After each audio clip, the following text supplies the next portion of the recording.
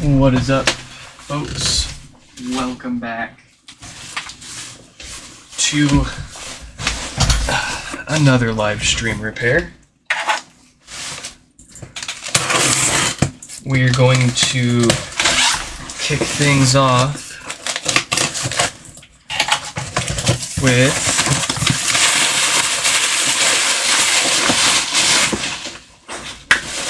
hopefully here a few HomePods to refurbish and ship out to some people that have recently made an order. Alright, cool. So this one has no power. Let me see who is waiting for a HomePod here.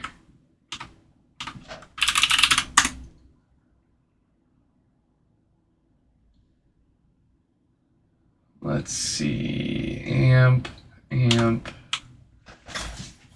Alright, so this one, I think we will put this one together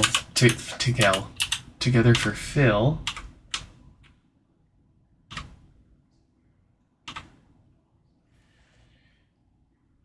Let's get a link sent over to Phil.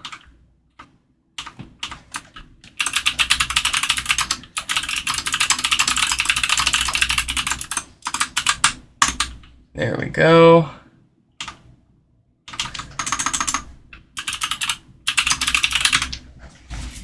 All right.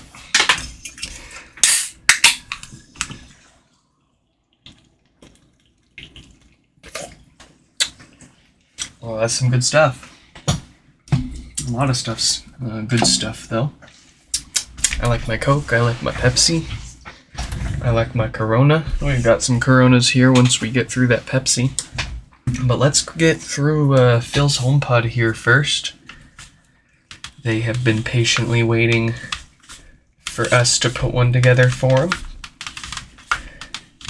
So this is our candidate. It's in excellent shape. It just has one small problem. It's got no power. It's most likely the usual dead diode, so we might as well get this fixed up and do our usual maintenance that we do to all of our refurbished pods, and this will be perfect to send out to them.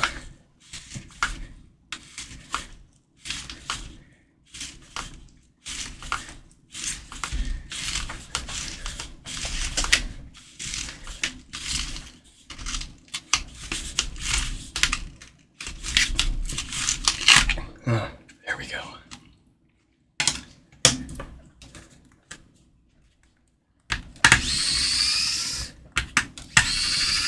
Who's gonna be the first in chat today? I'll take some guesses. Raj has been pretty on top of it these past few days. Joseph as well. Joseph the Lurker. I'm expecting it to be one of those two folks to be the first.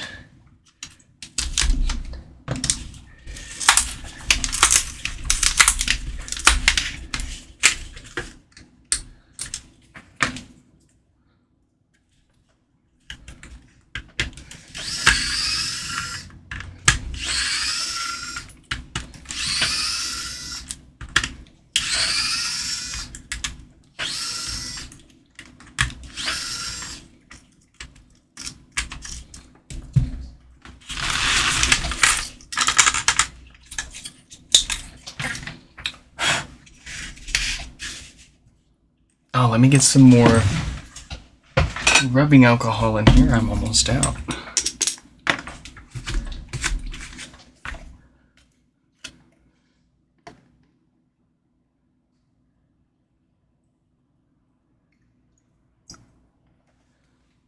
All right, minimal spillage that time. I think that's a new personal best.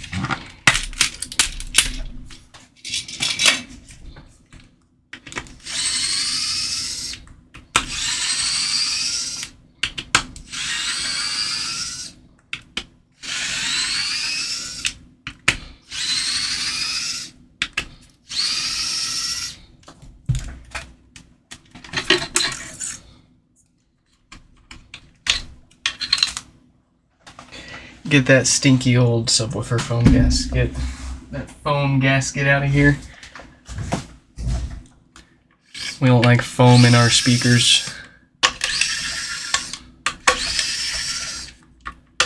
We like solid rubber.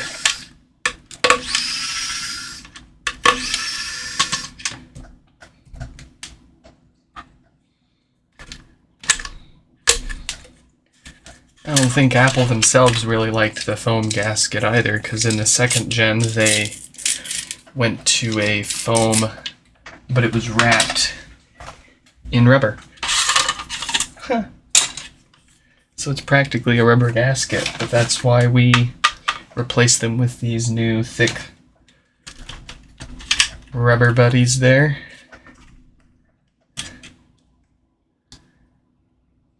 A longer lasting subwoofer seal that is also just a little more responsive since it's solid rubber and not the porous foam.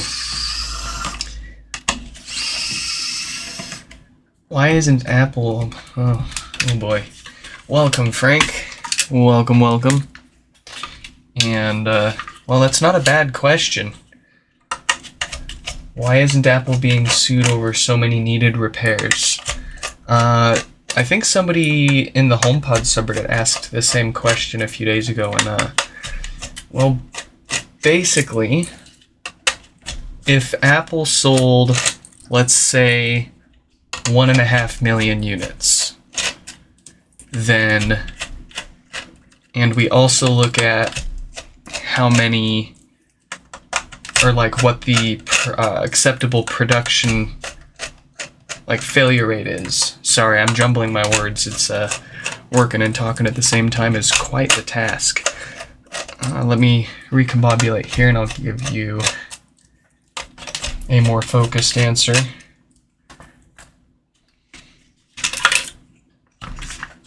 Okay.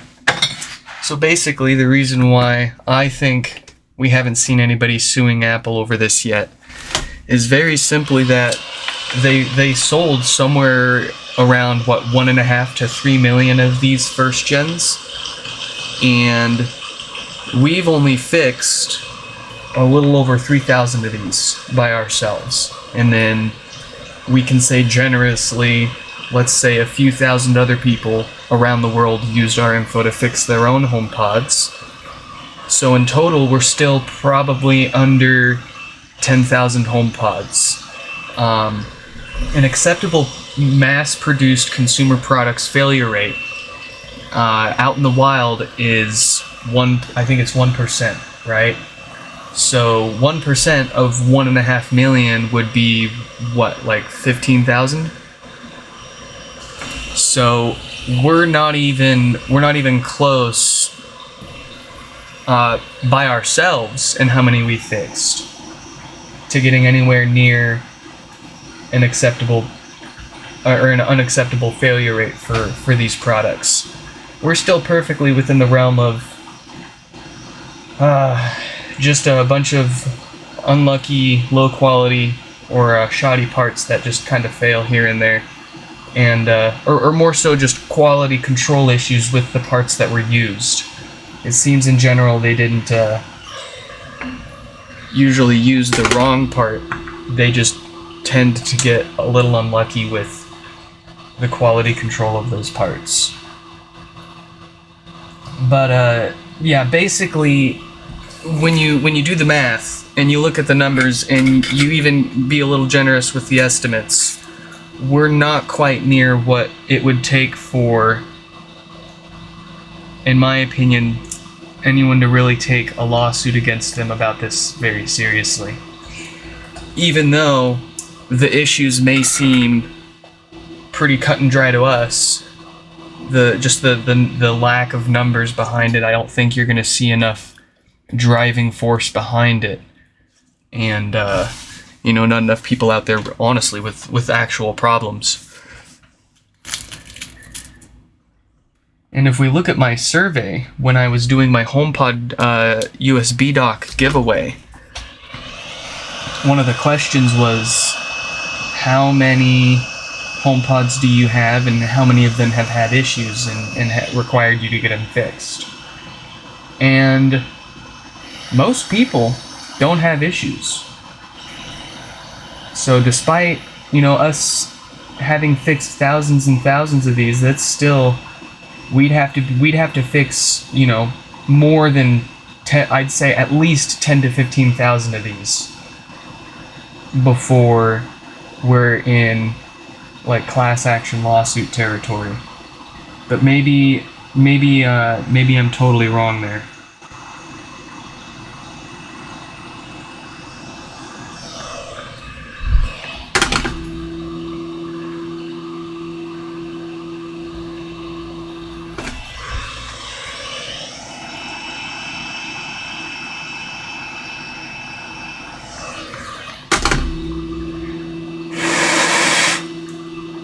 Alright, we got some new DC filters on there to prevent the infamous death farts and all sorts of bass issues that stem from those ceramic capacitors naturally decaying over time, as they all do. Whether they're being used or not, they will decay. And you could technically recondition them without even taking them off the board. You bring them to a temperature of 150 degrees for about an hour, and that should, in theory, bring them back to factory spec. But do we really want to trust that if we've seen these failing as early as, 1 to 2 years into their production? No, we do not. We get those filters replaced with good brand new ones that we are confident should far outlast the originals. Because I really don't want to get a HomePod I've already fixed back unless it's being sold or given to me.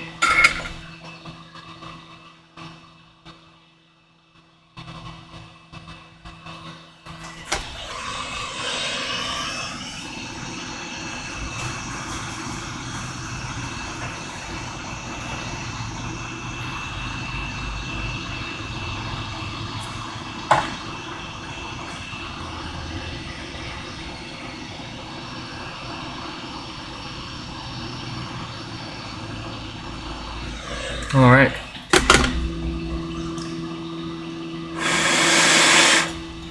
And that should make for one happy HomePod for Phil. Let's get it back together. And I think we've got one more refurb to put together here. I think it's a white one. Oh, actually, maybe not.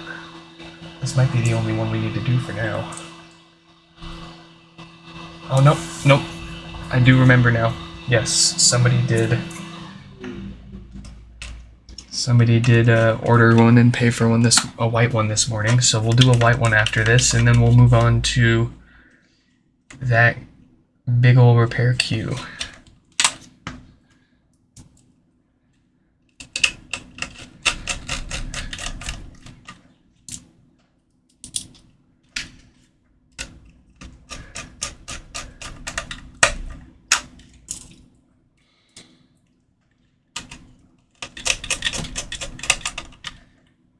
I have one needing fixed and the other still works fine. Oh geez. Well, I will always be here fixing them until my body or the law doesn't allow me to anymore. So, if you want me to fix it up for you, feel free to head to my website, nixfix.com. I've got the repair service section with a link to the repair request that you can fill out. That gives me everything I need to know to get you started as quick and fast as possible. On my website, if you're not in the USA, I've got a list of other people around the world that also offer repair services for HomePods, amongst other things. You can check that out and try to save yourself on a lot of international shipping fees, of course. But if you want to pay for it, I will take your repair from wherever you are in the world.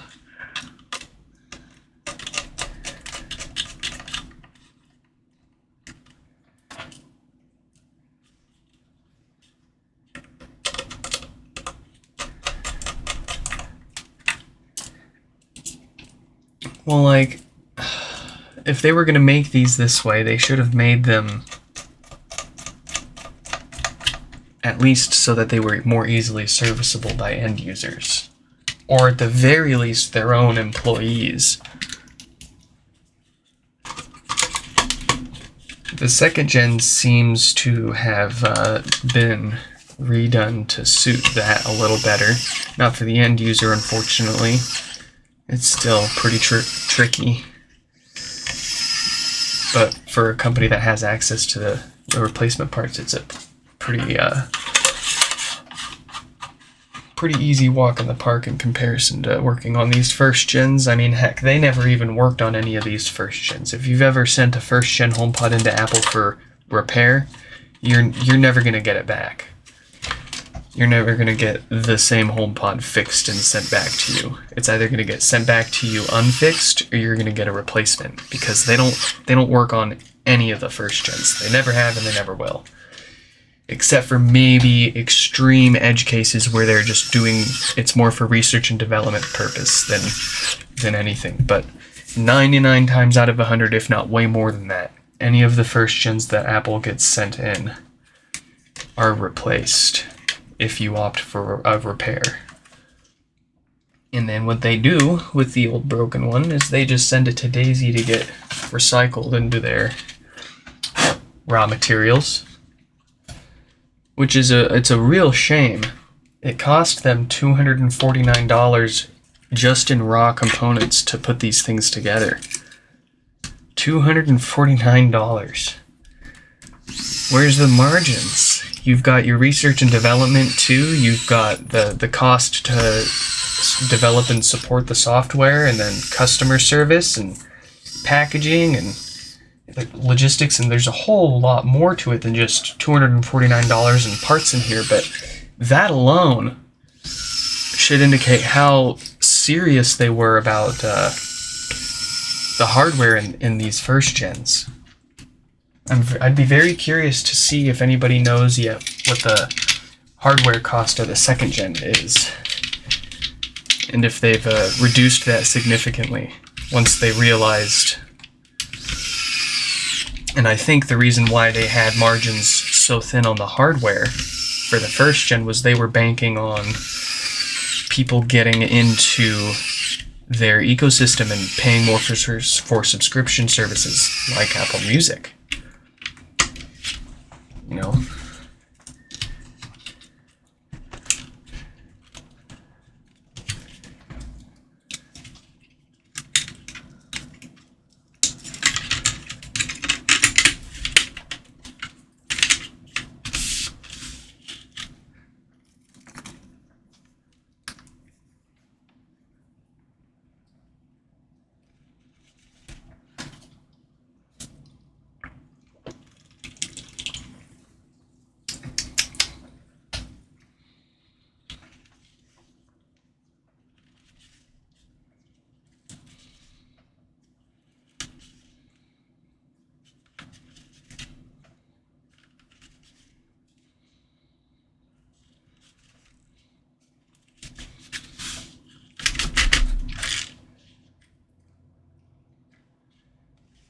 All right.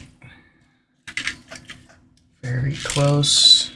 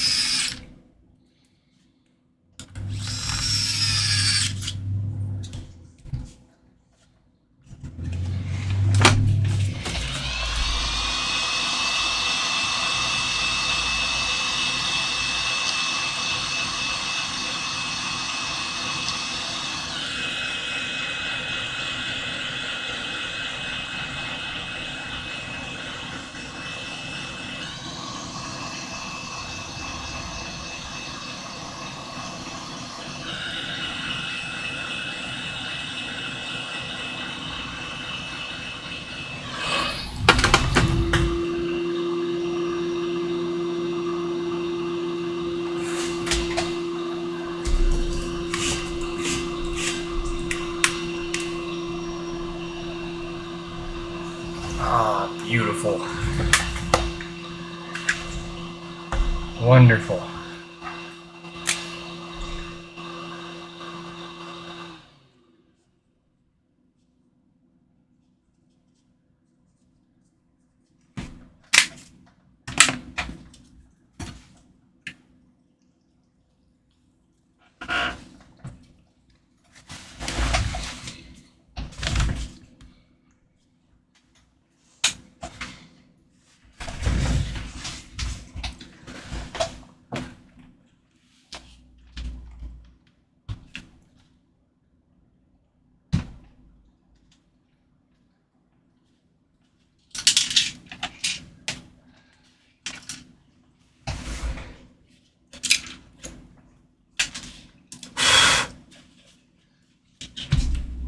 I'm having trouble connecting.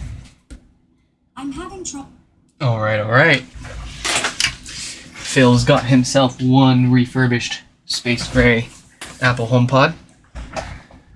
Up next, let's see who we had waiting for a refurb. I believe it was...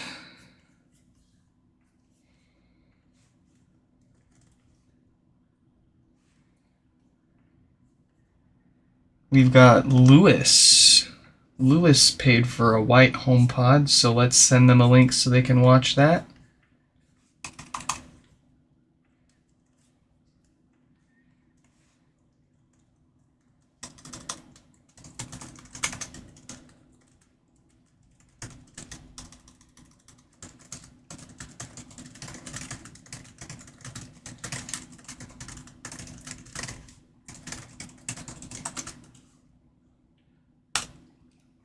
Alright, I found a wonderful way to alleviate my major stresses when texting people links to our repair stream. I realized I can just do it all from my MacBook, and that makes it way easier. Just a mouse and keyboard, it makes it a lot easier for me to bounce around the computer and multitask and copy a link from here and paste it into the message and type out a few things. It's way better for me. I like it. It makes me really want to get a Mac Mini to replace my streaming PC, but I just can't justify spending that much money on replacing my streaming PC when it works perfectly fine. Even though it's a Radeon RX 6800 XT. It's a 16 gig card. I specifically chose that one because it had a Thunderbolt. It had the Type-C that I could feed into my Gigabyte X99 professional board. Is it an X99? I don't know. What's it matter? It's some motherboard. It's a collection of computer parts, that's for sure, and it does the job pretty well. I'm sitting under 5 to 10% utilization on everything at most. We've got a couple of 4K and multiple 1080p cameras and a few remote viewing sources on top of all that. So, not bad if you ask me. So here's what we're going to do for this one. The mesh on this is looking rather dingy, and I don't want to send them that. But what we are going to do is this one's got no power issues. We're going to take it apart, fix it up, and put it back together in this much nicer mesh. So let's get right to it. Unfortunately, the top of this one does have a little crack in it, so I'll have to use a different plastic top as well, but that's no big deal.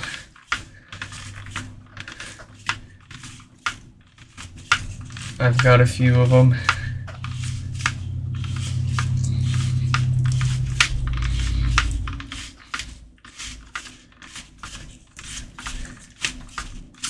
Oh, and then after Lewis, we've got Chris. So let's go ahead and shoot Chris a message. That way they've got plenty of time to join in before we start theirs next.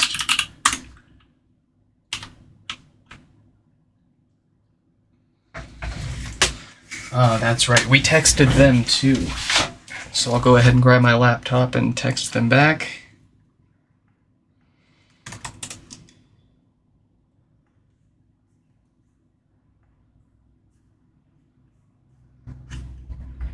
They are at... okay.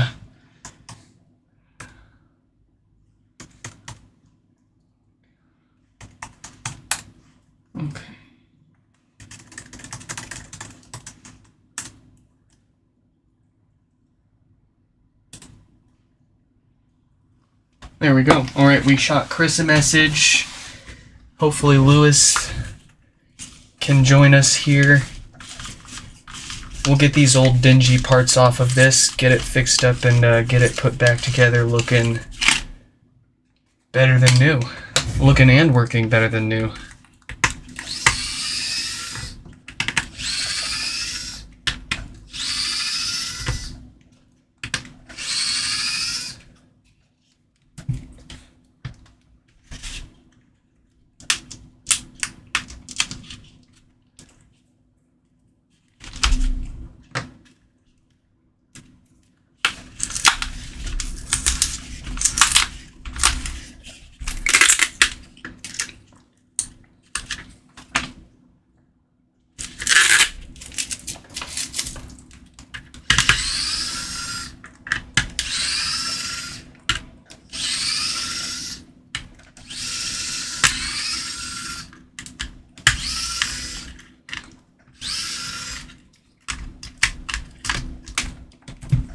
I've got a couple amplifiers to refurbish too this weekend. A few people have picked up some amplifiers from us. I sell all sorts of HomePod parts.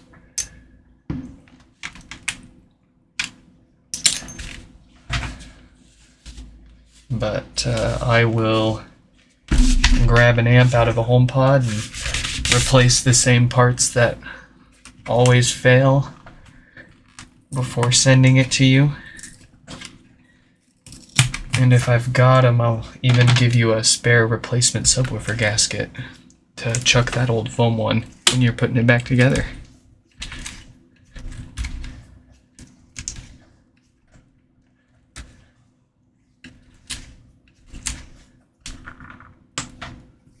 Oh man. Need more sugar. More sugar.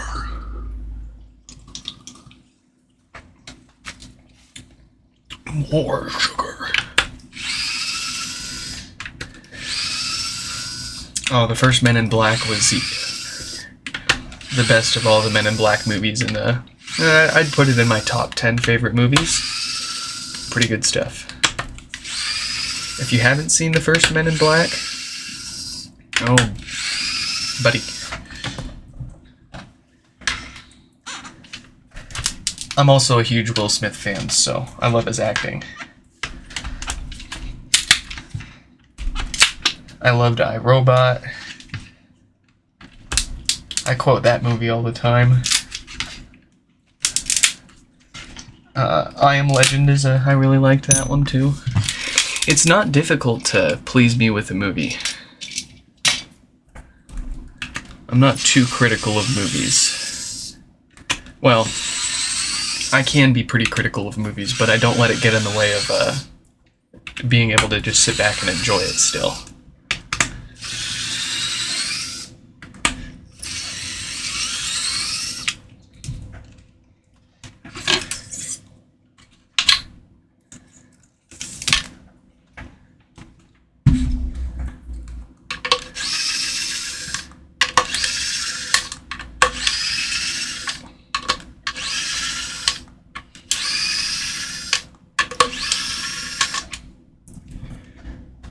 Brian, what is up, welcome. Well, like I was saying earlier, it may seem like a lot, but we are nowhere near a concerning level of failure rate for a mass-produced consumer product. It just seems like there's a lot of them because I'm practically the only guy doing this. And we've done a few thousand of them, but that's still only 0.1% of all of them sold, if they sold a few million of them. So it's perfectly reasonable and expected to see a number of your units failing out in the wild, even from similar common issues between those failures. It doesn't mean automatically that you should recall all of them, but at the same time, I do feel like... hold on, there's something in my eyeball. The cons of not having any eyelashes or eyebrows is everything gets in your eyes.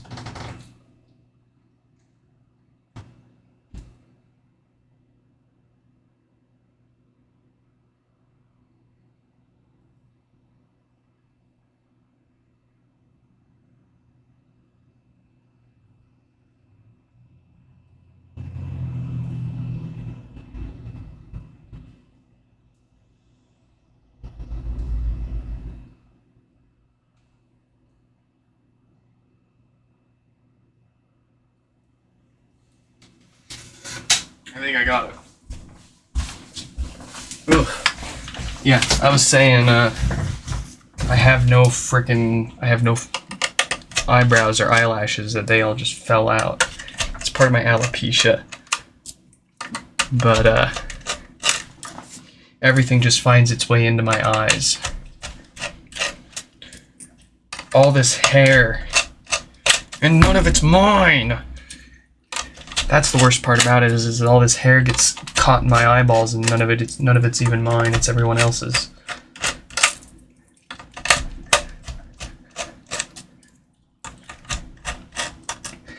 But yeah, failure rates, HomePods, doesn't seem really all that bad. At least now. If the trend continues, and a few years down the road, we see a spike or a much larger failure rate, a lot more showing up, then yeah, maybe they'll do a recall or something. One can dream and hope and desire for it, but only time will tell. Here we go. Let's get these fart filters replaced first so that the amp and the subwoofer stay nice and happy.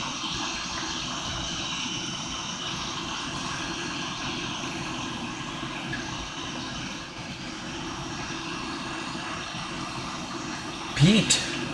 Welcome, Pete. Did they ever make any different production builds of the first gen? No, they did not. They only had 2 production runs of the first gen, and they were in succession, and there were no differences between the 2 production runs. They're identical in and out. Both production runs, and whether it's a brand new one or a certified refurbished, they're all from the same production run, just maybe in a different box.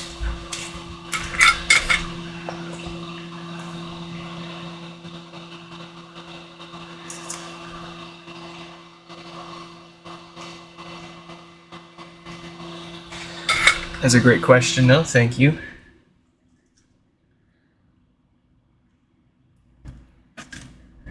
Alright, we got some fresh solder on there. I love my lead. You know, like Larry from the VeggieTales, at the end of one of his songs, he would say, "I love my lips."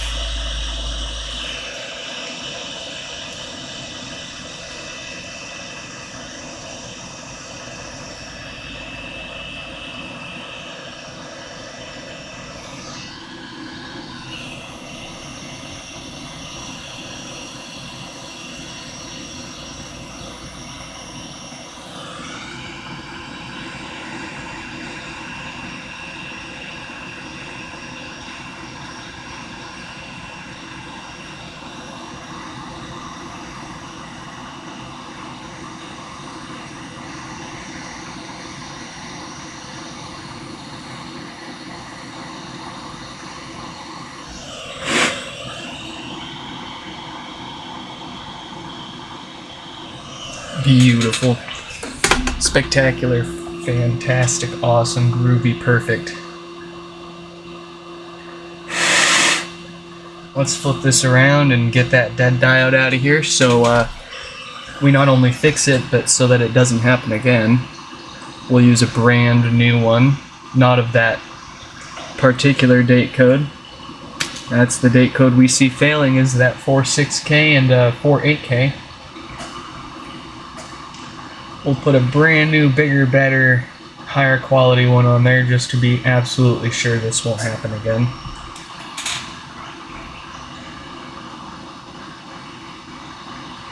Are the issues that we fix quite similar? Oh yeah, absolutely. I'd say about 70 to 80% of the HomePods are all sent in for this exact same diode to get replaced because it won't power on anymore. And this diode only fails due to a quality control issue with the diode itself. The manufacturer of this diode didn't do too good. So we get a better one on there. The other 20-ish% would be death farts and bass issues stemming from those 4 filters that you just saw us replace a few minutes ago. Those naturally decay and age and go bad over time, though, whether they're being used or not. So that's kind of inevitable. But I mean, you're supposed to design with that in mind, not you know, plan for it to be its demise. You know what I'm saying?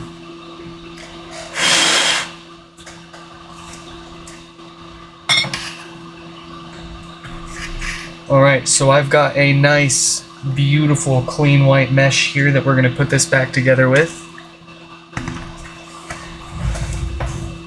Do I have...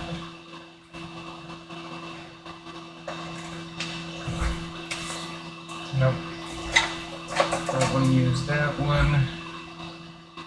That one's got a scratch on it. That one's got a big crack on it. This one's scratched. Yuck.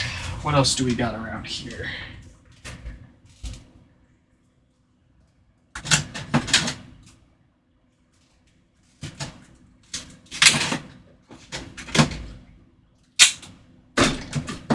Alright. That is clean. That is nice. Oh wow, okay, we'll use this one. Give me that. Yeah, cause this one's got a little crack on the side there.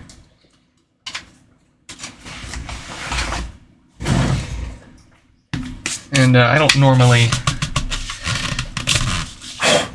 just willy-nilly replace those on people's HomePods, but this is a refurbished HomePod that Lewis is purchasing from us, so I want to be sure we send him the best examples of parts that we've got on hand. That's just how we roll here. Unless you specifically say I don't care how it looks, I'm gonna send you the best condition parts I've got around.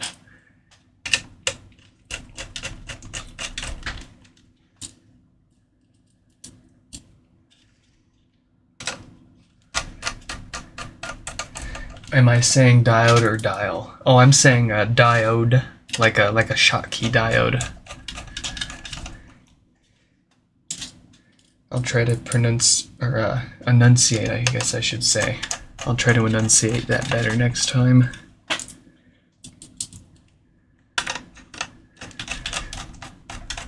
Oh, I know why I'm off the game.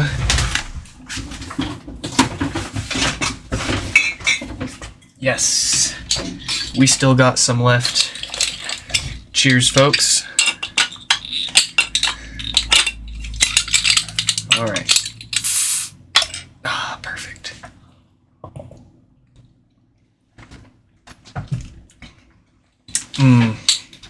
Like bread in a bottle. I quite crave that kind of taste. But when I describe it that way to my wife, she thinks it's absolutely disgusting. I don't blame her. The first beer I ever drank when I was a kid was I couldn't take more than a few sips, and I was like, I'm done with this. Look at us now. Pounding 12 packs. Awful.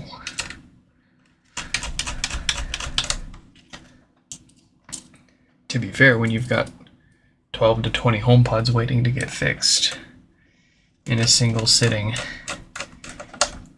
you need all you can get to power yourself through that kind of queue.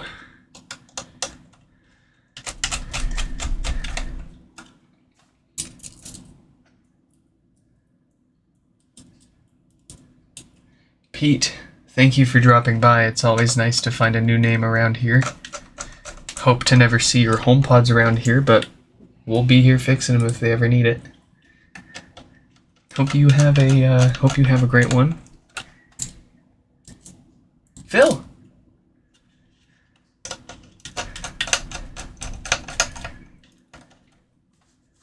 Welcome, Phil. I don't know if you're watching in the past or if you're watching in the here and the now. If you're watching the white HomePod, this one is for Lewis. I actually just wrapped up your black one. If you rewind to the very beginning of the live stream, yours was up first.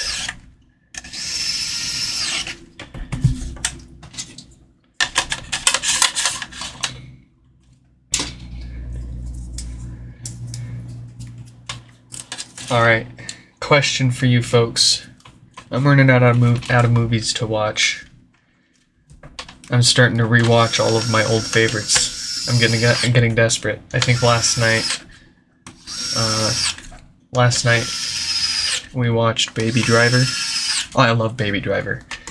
I hate Kevin Spacey, but the movie's great, and he's a great actor. I hate to say it.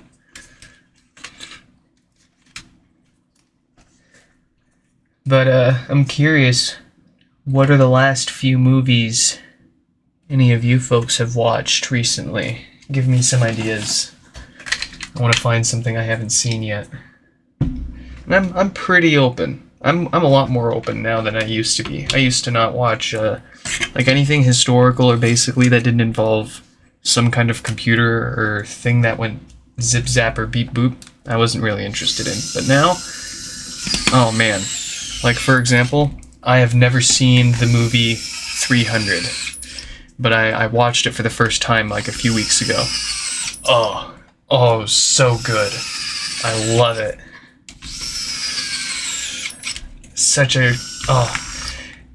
I'm such a dude, though, when it comes to that. Like, in my reaction to that, like, I never thought I'd like that movie. I'd always heard of it, and when it came out, and I just was never really interested in watching it until recently, and I was like, yeah, I'm just going to start watching a whole bunch of old popular movies that people were super hyped about, and were always talking about that I just never got around to.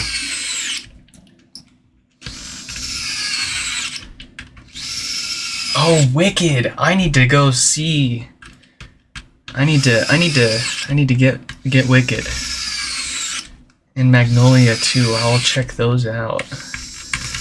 I've been needing to see Wicked. A few of my coworkers were raving about that one.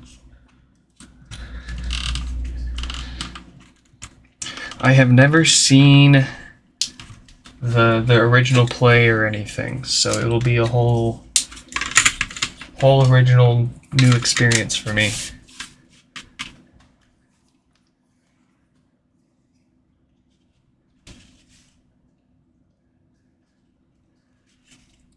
Oh yeah, fun fact.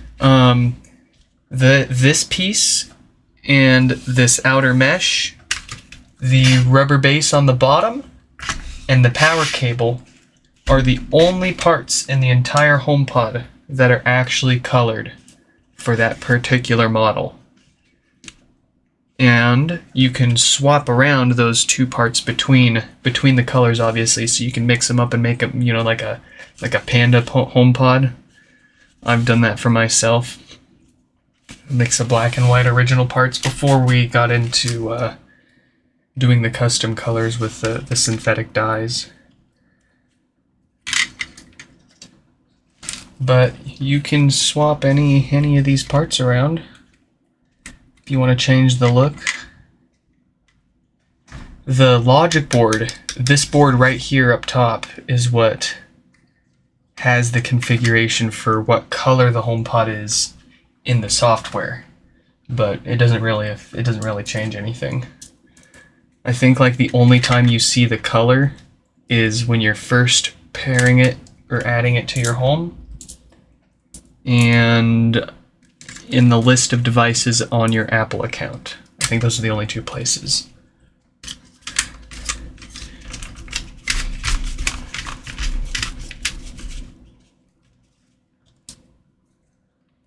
Let's make that nice. Perfect.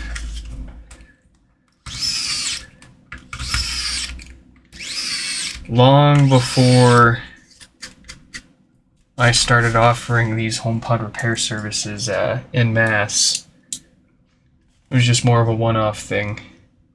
This is like 3 years ago now. I had myself a first-gen HomePod that was experiencing issues within the hardware warranty period from Apple. So I eventually got it escalated and got them to agree to a replacement. And the senior executive that I was talking to was like, "You haven't taken this apart yet, right? Because we can't, we won't honor the warranty if you've taken it apart." And I was like, "Oh, really? Oh, really?" And they were like, "Yes, and don't try, because we can tell if you've taken it apart." And that was a challenge accepted moment for me. They never found out. Of course, what's funny is I hadn't taken that one apart by the moment they had asked and we had agreed to that replacement. But when they said, "Don't take it apart or it'll void your warranty," I was like, "Okay, bet. You won't even know." So before I sent it to him, I took it apart and put it back together again, just for the sole principle. And there were no issues. They got it. They said, "All right, looks legit to us. Here's your replacement. It's on the way. Get 'em." Either they didn't really check and or they don't care, or who knows.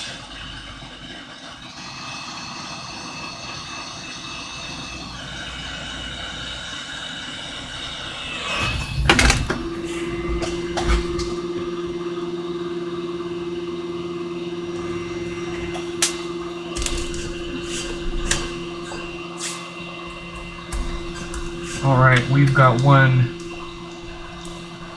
mean, pristine, first-gen HomePod to send out to Lewis here. Let's make sure it's in fully working order.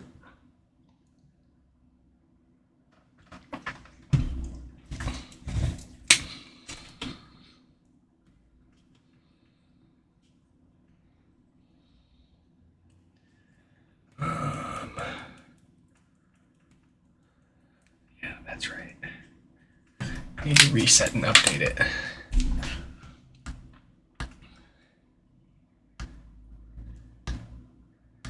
I'm having trouble connecting. Beautiful. That is one refurbished HomePod for Lewis. All right, folks, we are going to take a quick break here, grab a drink, hit the bathroom, and we will be right back at it with Chris's HomePod and many more.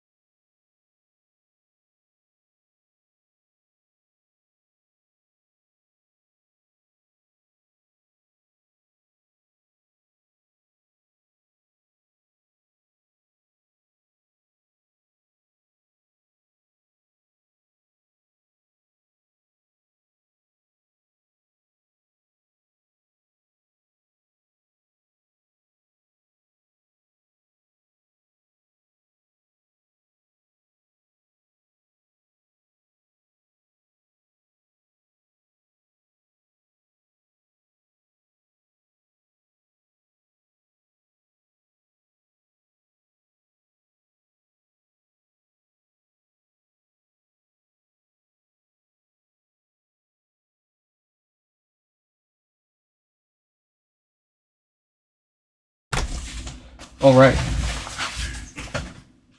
We are back. We've got Chris's HomePod here.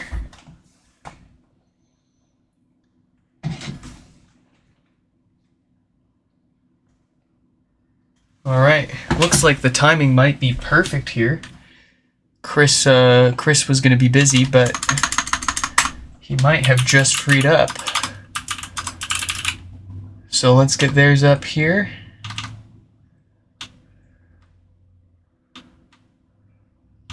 After Chris, we've got Tim.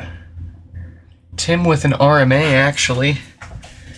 We tried fixing theirs up a while ago, and it unfortunately didn't last too long before needing to get sent back, so we'll get that rectified for him. But not before we take a look at Chris here. Chris has arguably been waiting just as long to get theirs fixed up here, so let's knock that out first, and then we'll see what's wrong with Tim's. Why did Tim's HomePod come back?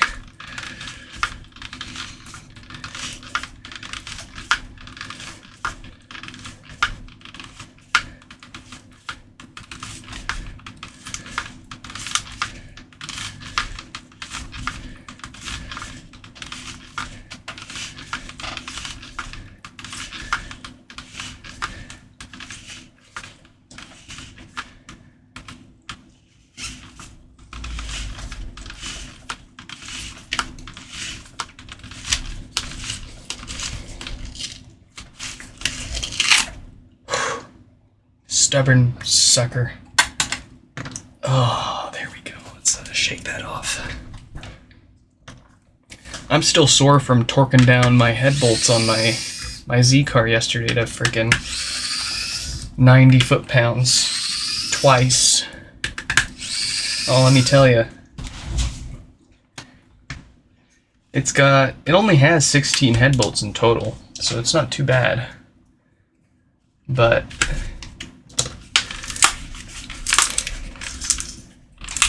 you do 30 foot-pounds on each bolt in order, and then you tighten them down even further to 90 foot-pounds in order, and then you loosen them all up and do it again. And that is quite a workout when your torque wrench is only a foot long. I really need to get my hands on. I need to treat myself to like a 2 or 3 foot long digital torque wrench.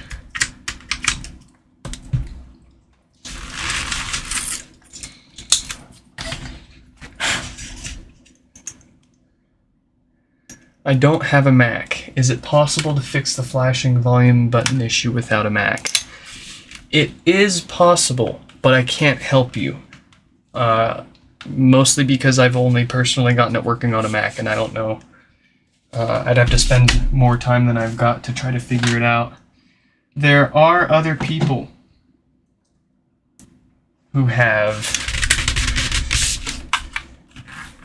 gotten it working, I think either in a Mac VM and or just on straight up Linux, but you kind of need to know what you're doing in order to set that up correctly. The Mac VM seems like it's a lot easier to do than trying to make it work on Linux, because at least with the Mac VM running on Windows, you can just forward that USB device to the VM and you can follow the GitHub instructions the same as any other Mac. But if you're trying to get it working on a Linux machine, then you need to figure out how to compile the necessary tools yourself. This one is quite smashed up. I'm noticing a few spots on this basket here that are cracked. We haven't even touched it yet. I don't think it's unusable.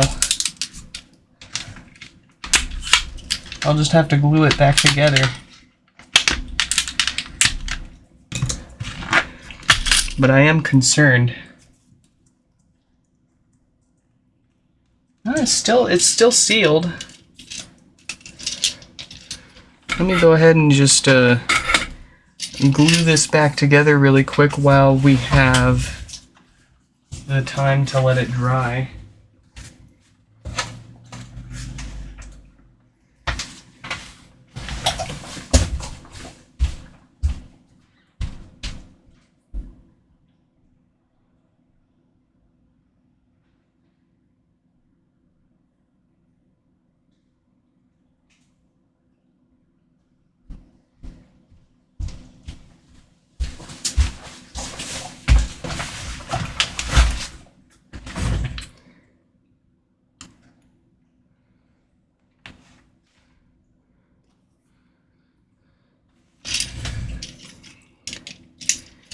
Jeez. It's pretty gnarly.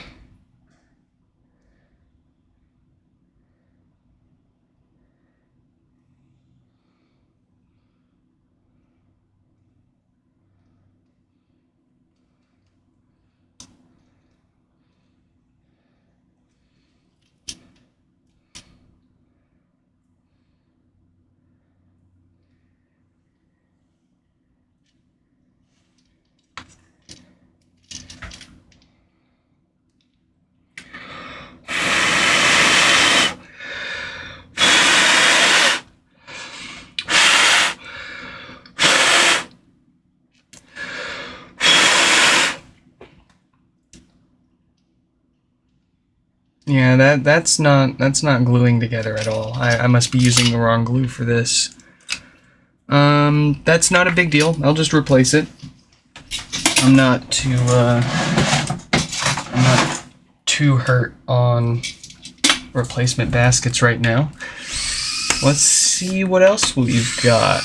Make sure I don't have any of that glue on my hands.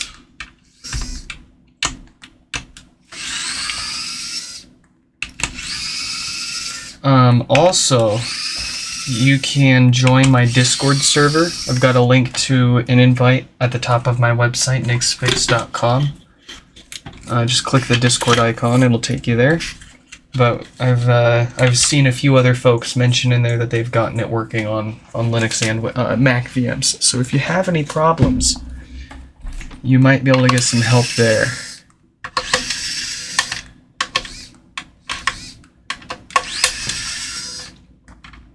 Oh, Steezy, what is up? Welcome, welcome.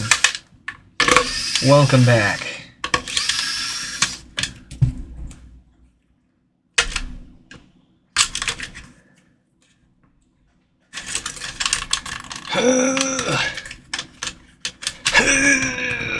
Stuck in there. There we go. Yes. You can't stop me.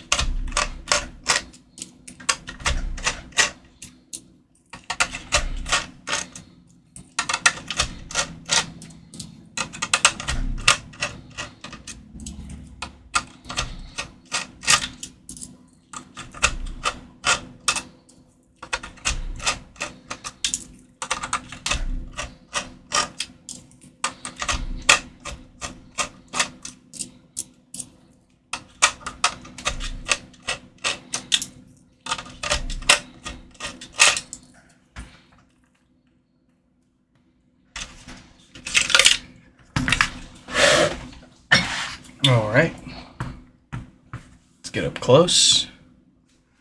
Let's do a little bit of maintenance first. We're going to give this some new DC filters, since these love to go bad over time and cause death farts and all sorts of bass issues.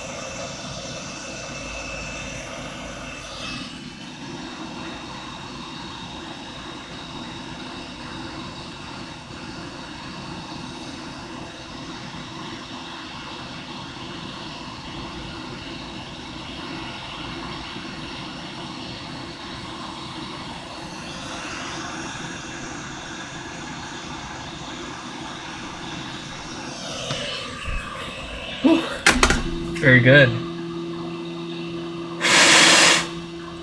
Alright, let's take care of the main issue. Our dead Schottky diode. What do we have for a date code? No surprises today, it's a 46K.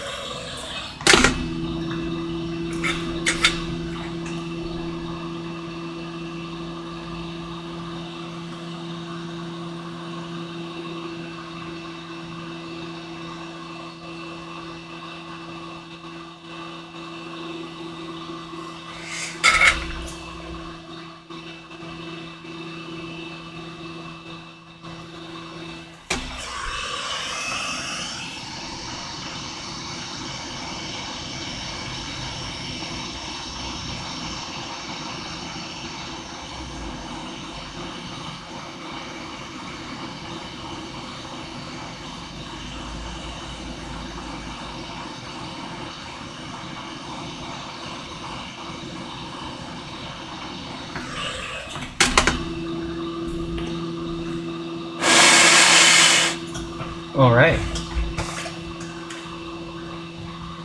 Take a shot every time I say alright. Don't. You'll die.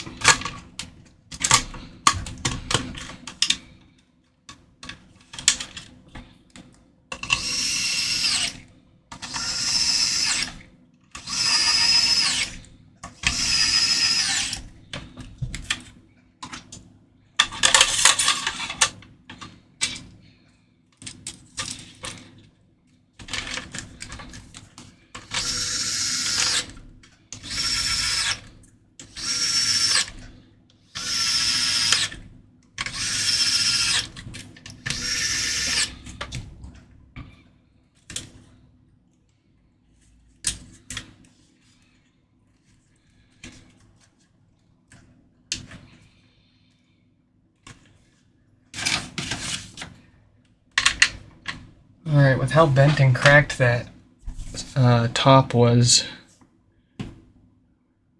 I'll be surprised if this is straight.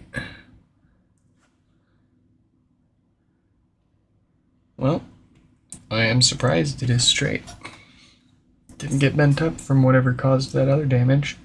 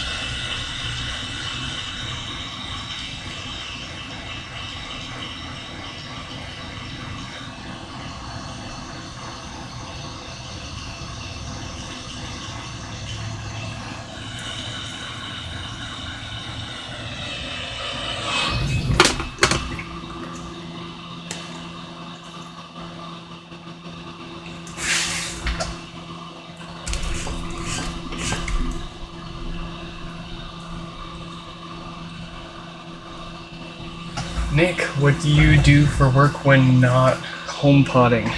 I work for a local software company that sells commercial slash enterprise VMS and sensor management software, essentially.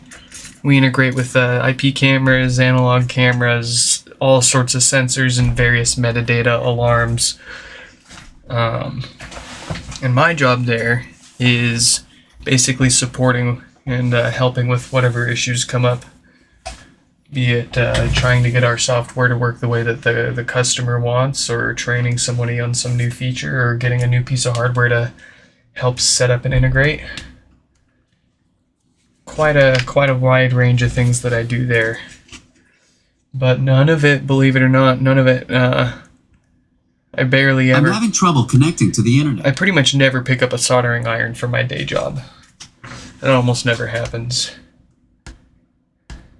I'm having trouble connecting to the Beautiful. internet. Shut up. Alright, so we've got Chris all fixed up. Oh yeah, I've been needing to ask you, Chris, do you want this reset and updated as well on the latest OS, or do you want me to leave it alone so that when you take it home and plug it back in, it reconnects exactly as it was before? Assuming you had it set up on your home at some point recently. But let me know if you want that reset and updated or not. I can reset and update it. I can reset it without updating it, or I can leave it alone and yeah, if it's already added to your home, it should reconnect if nothing has changed. But we'll follow up with you after our repair stream here and get you your HomePod back. Now, we need to take a look at Tim's HomePod here. And unfortunately, this isn't the first time we've looked at it.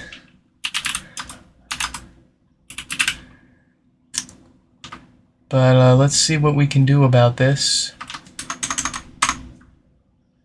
and we'll shoot Tim a link to watch so they can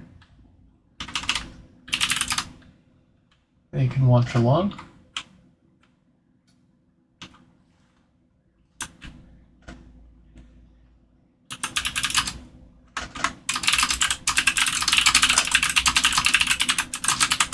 All right, Tim has been linked.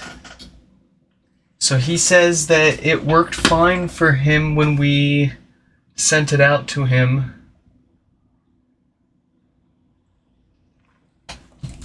How long did it take to break again on him? It doesn't look like it took more than a few days at most. Yes, there it is, the blinkies. Okay.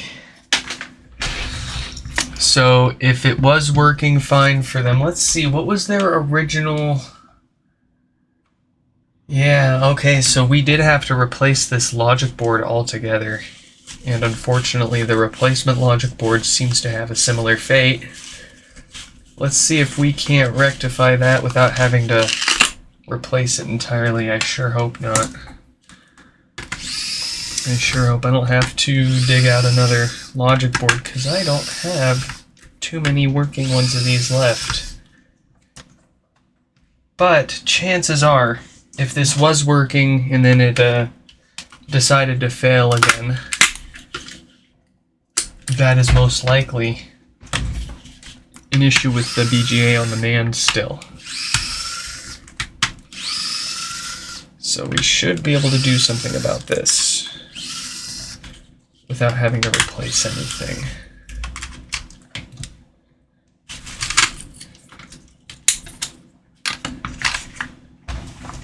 That's all that we need out of that. Let's get this out of the way.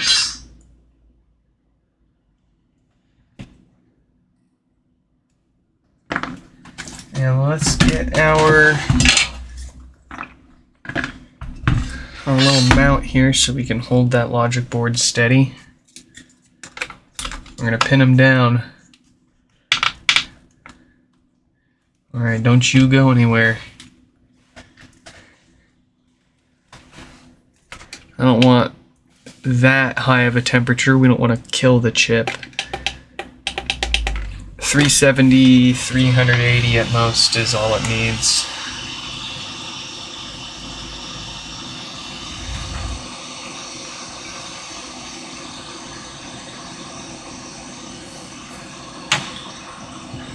There's no advantage to resetting it really, unless you just kind of want a clean slate on your HomeKit setup. I kind of always recommend people have it reset and updated so that if it has issues resetting or updating, at least it happens while we still have it and we can fix that.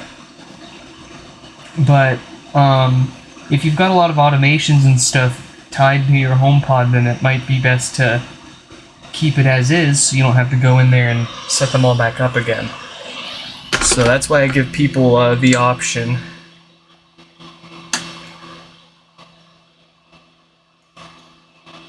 Alright, yeah, sure enough, some of those pads did not stay connected. We can see that one there, and that one there, and that one there are all still pretty dull. So that we can fix. We can fix that pretty easily. In theory, with just a little touch up to our BGA here. Hopefully we don't need to just redo the whole thing, but I will if we have to, if it comes to it.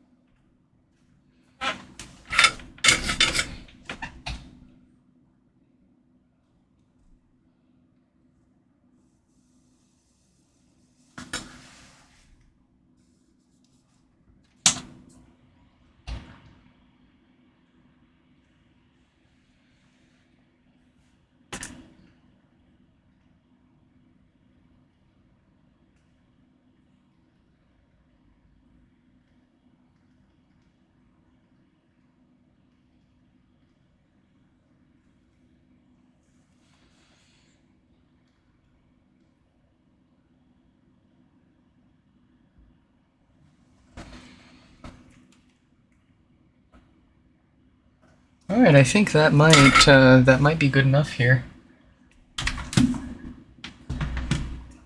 Let's give it a shot. A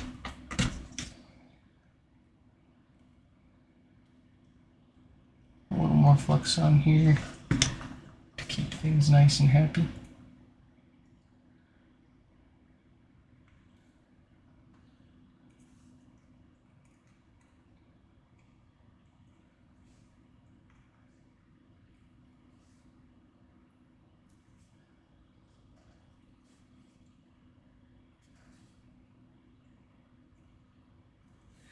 Okay, I'm feeling a little optimistic about this one. Especially since we were already able to get it working once. And it's pretty clear why it failed.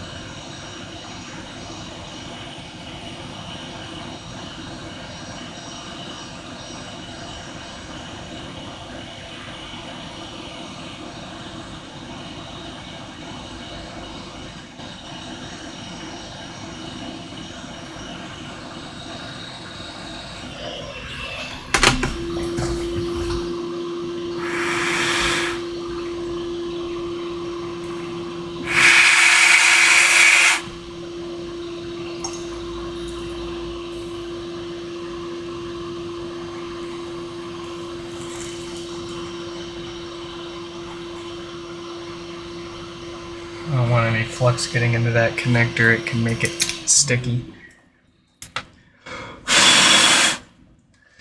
Okay.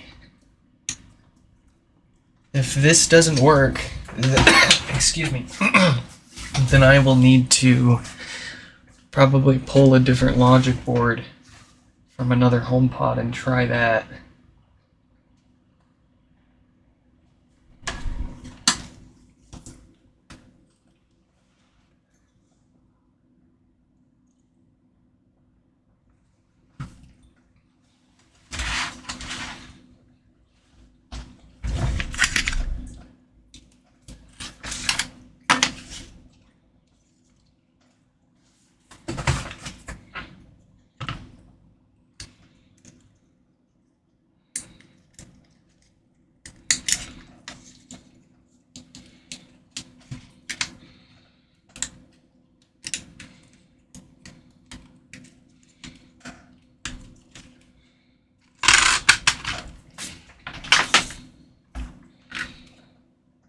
Fingers crossed.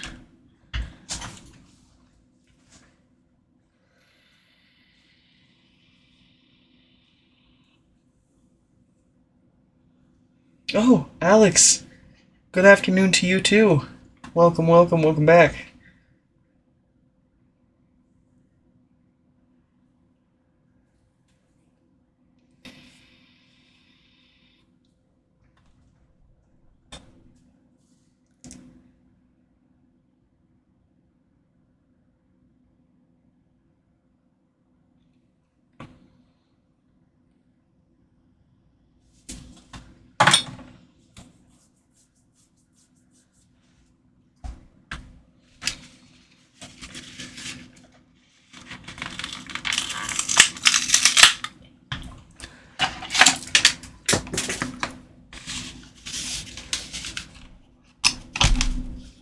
Yep.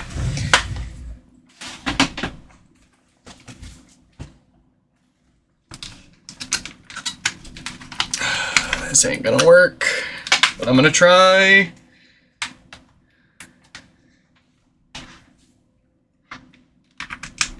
Where's my terminal?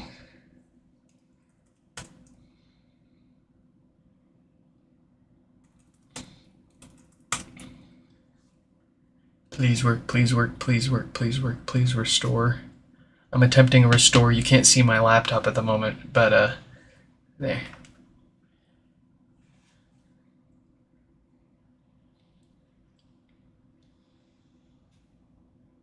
If it hangs on the waiting for NAND step, then that's needs more work.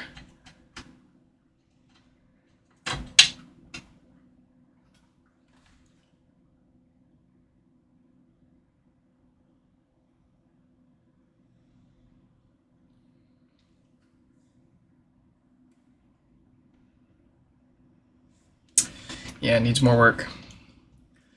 Alright, sorry Tim. I'm gonna need more time with this one to get it going. Just a little more time. Give me another day or two here and we'll get it out for you. Can't fix them all. I just wish that the fixes for those weren't so costly. As in having to replace whole boards for things that should be fixable with just a replacement part or chip or what have you. Alright, well, let's see. We've got NP 199 up next, so we're going to take a quick break and we will be right back.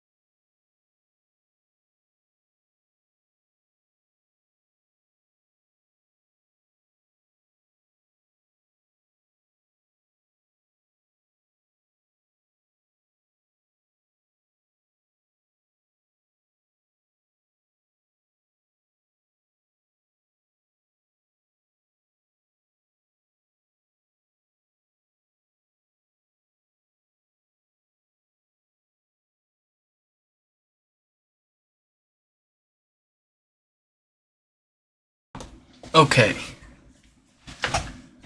We are back. We've got a huge queue to get through here. Here we go. Number 199. No power. After that, we've got number 53. Let's see, who is number 199? Let's shoot them a link to watch.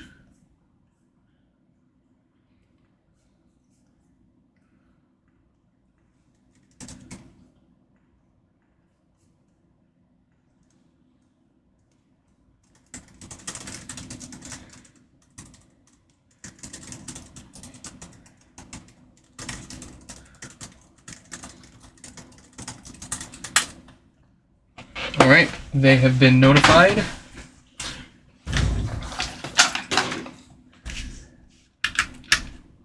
No lights, no power. A couple of watts from the wall. The usual symptoms we see for the usual dead diode. Let's see here. Number 53. Let's go ahead and let them know they're up next.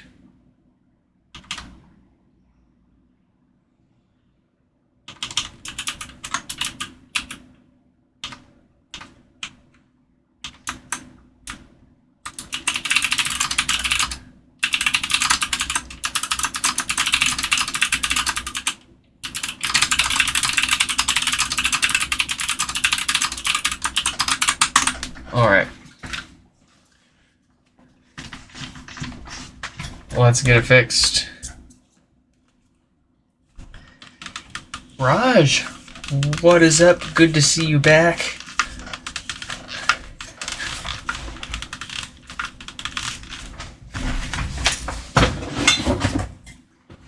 Oh, cheers, folks.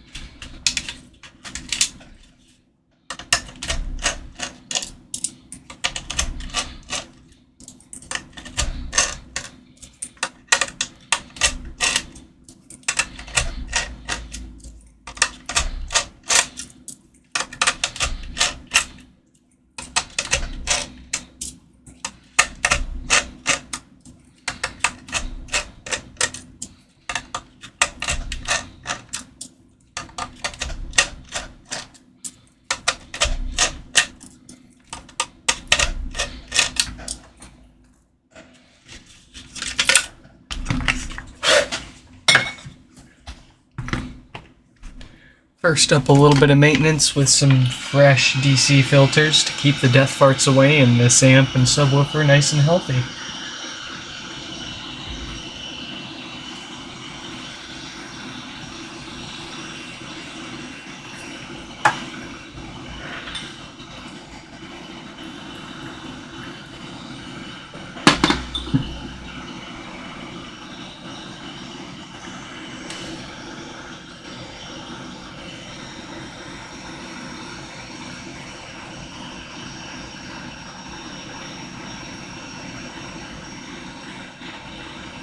Ah, 380, we're not getting very far with that. We'll do 478 today, how about that? I'm feeling 478.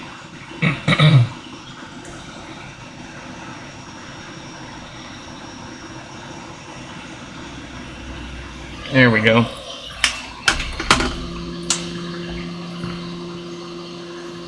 Yeah, that's some heavy duty solder they use.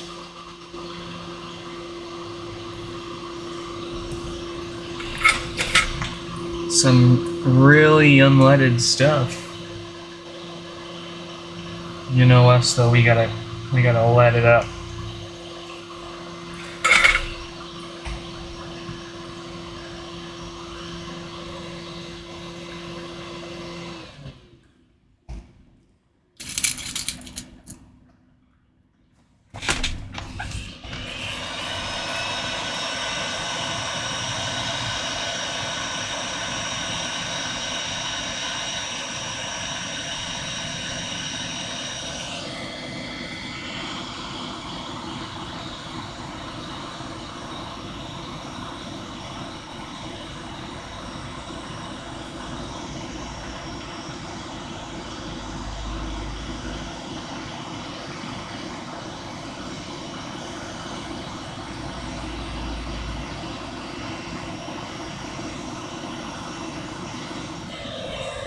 Oh, perfect. Alright, let's flip that around and take care of the main issue. Our favorite Schottky diode, dated 46K yet again.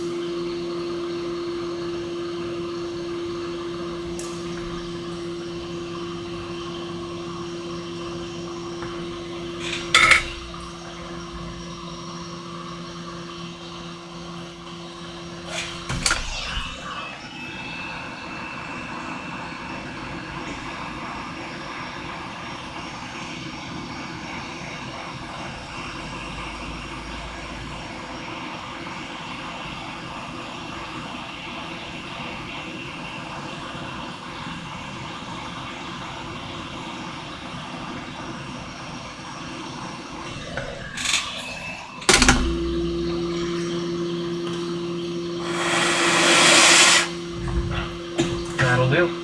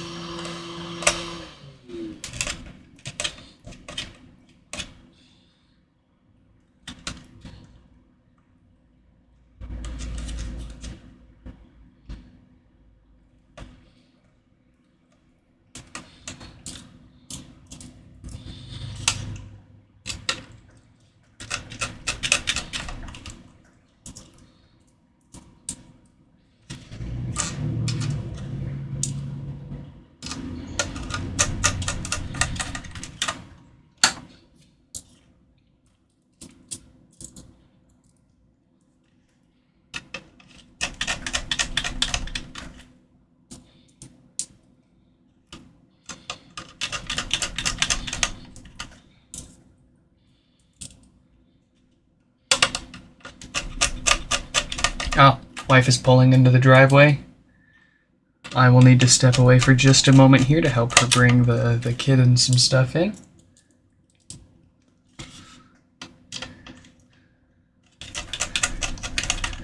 I will be right back.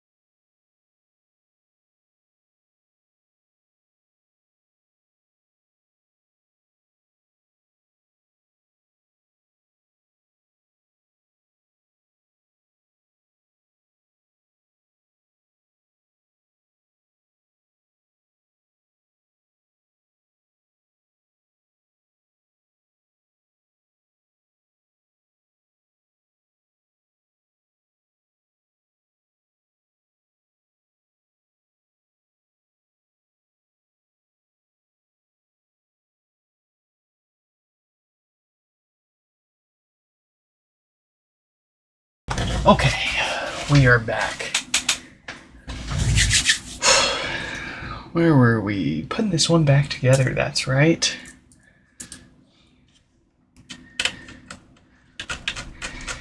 Ooh, good question. How much have you improved in terms of speed since you started? I think it originally took us around 30 to 40 minutes per HomePod. I mean, my very first one that I fixed for myself, gosh, that took me an hour just to get the plastic top off, and then another hour or so to get it apart the rest of the way and fix it up, and then another hour to put it back together. But yeah, we went from probably about 30 to 40 minutes down to 18 to 24 minutes on average, which is not bad for a device that many consider unfixable in the first place.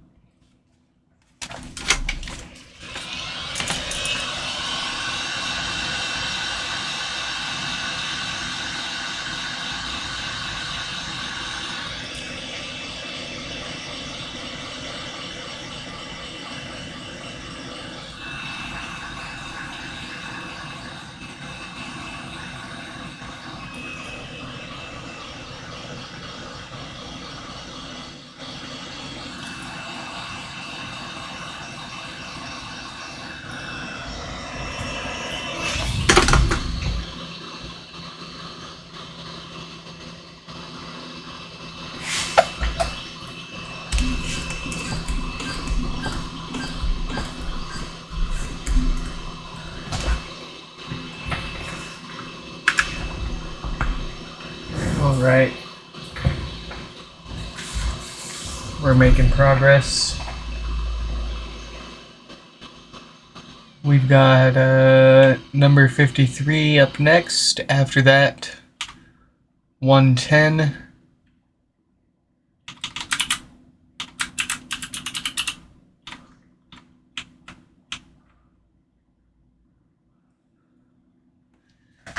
$110.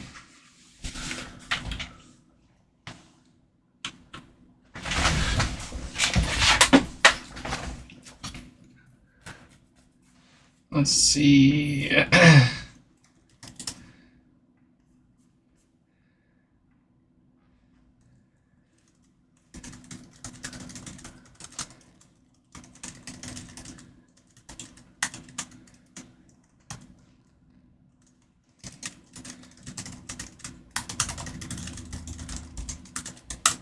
All right.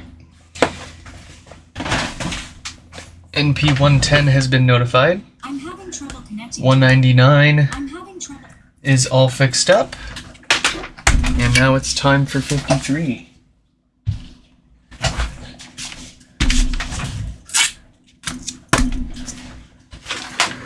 Let's get their name switched around here on the screen.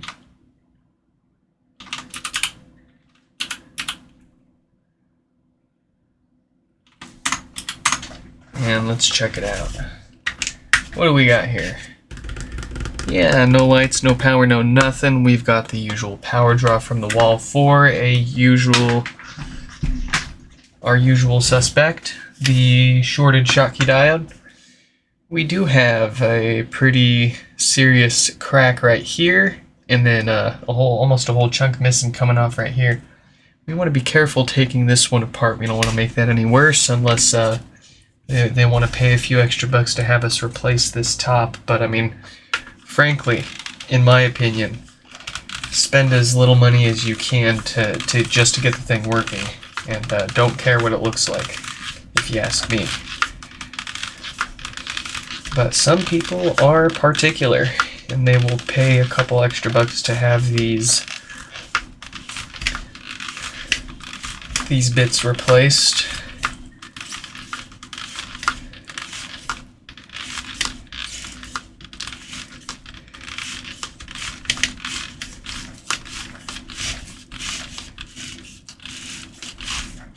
There we go. We didn't even break off that little chunk right there.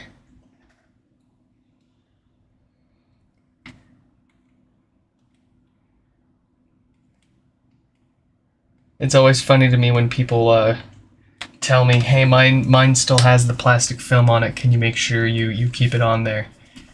Oh, that's a breeze for me. It makes no difference to me if it's got the plastic still on it or not. It's when they're cracked up that it can get tricky trying to keep it in the same condition.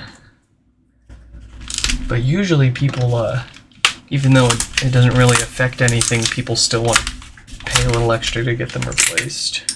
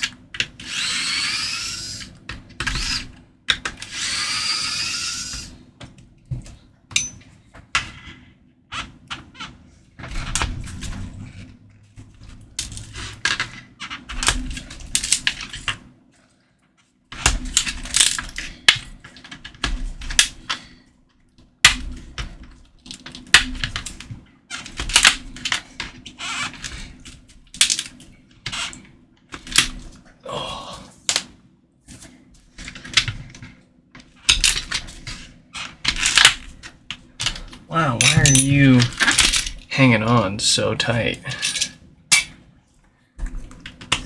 Just give it up.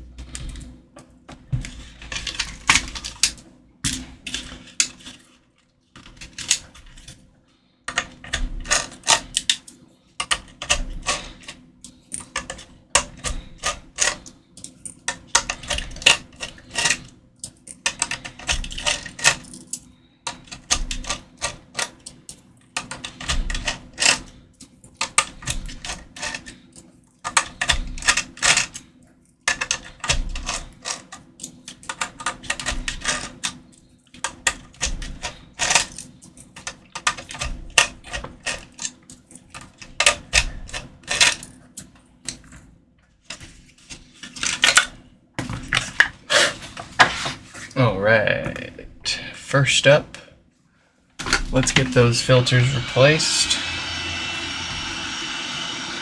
We've got a good bass speaker in here, we want to keep it that way.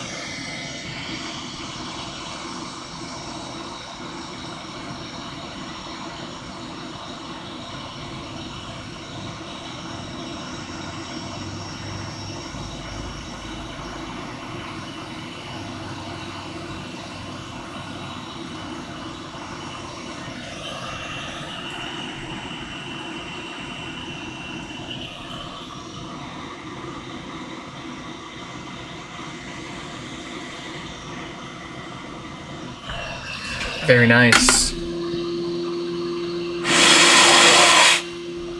Let's get that diode out of here.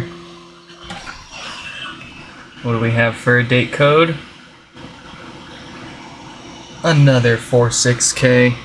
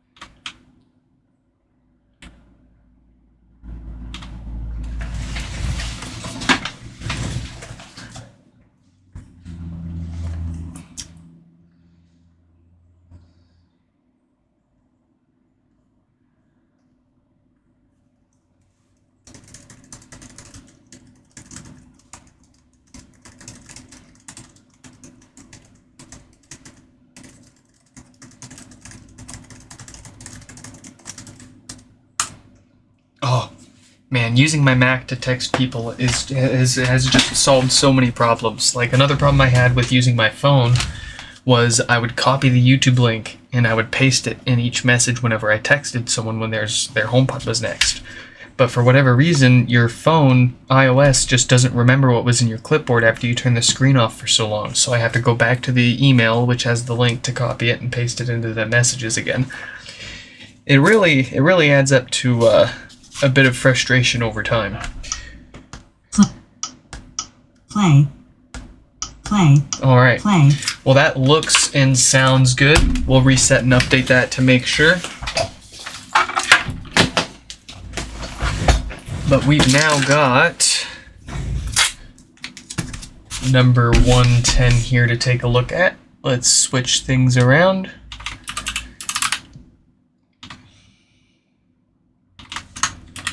There we go.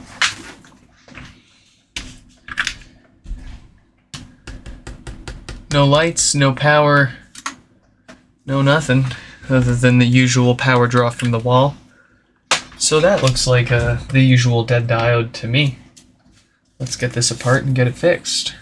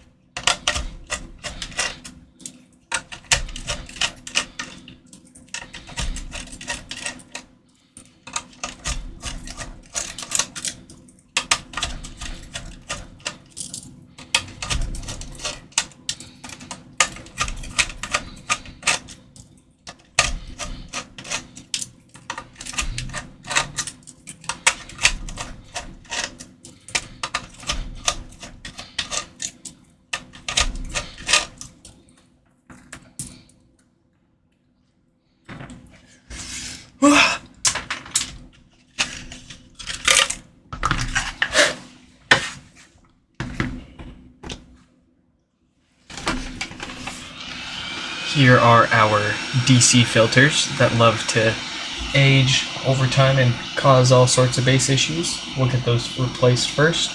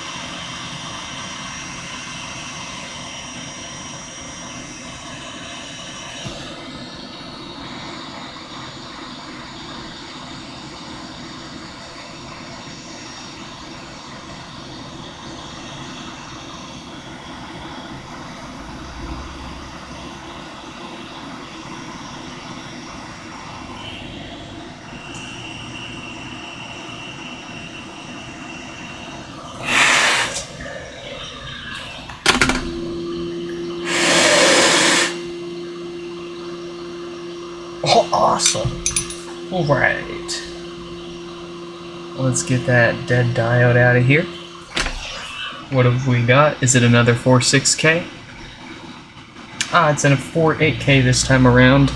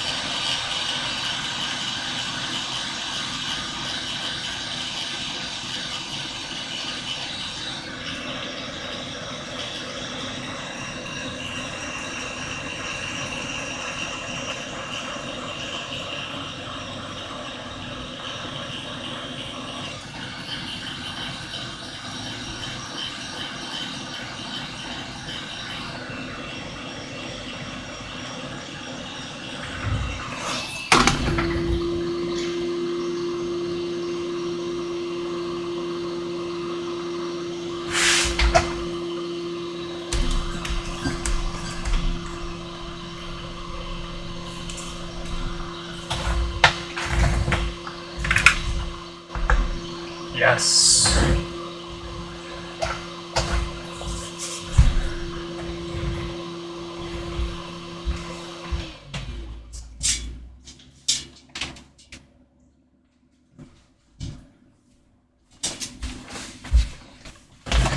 Give me 1 second.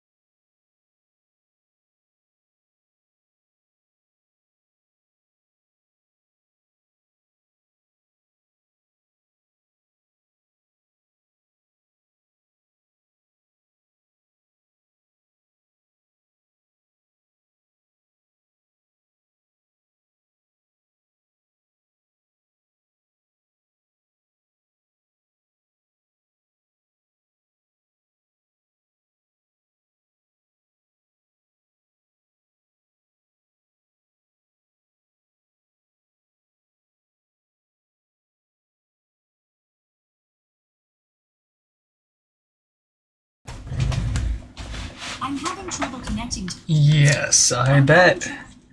But you know what? You're working.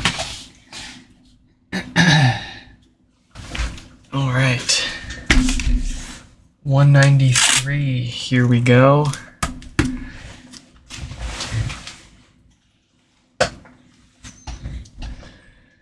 After that, we've got 180.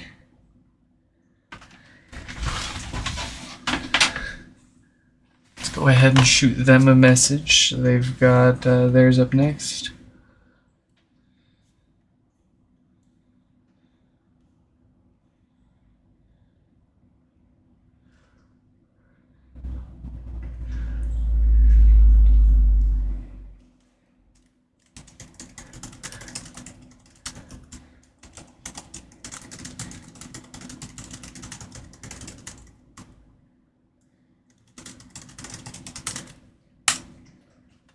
All right.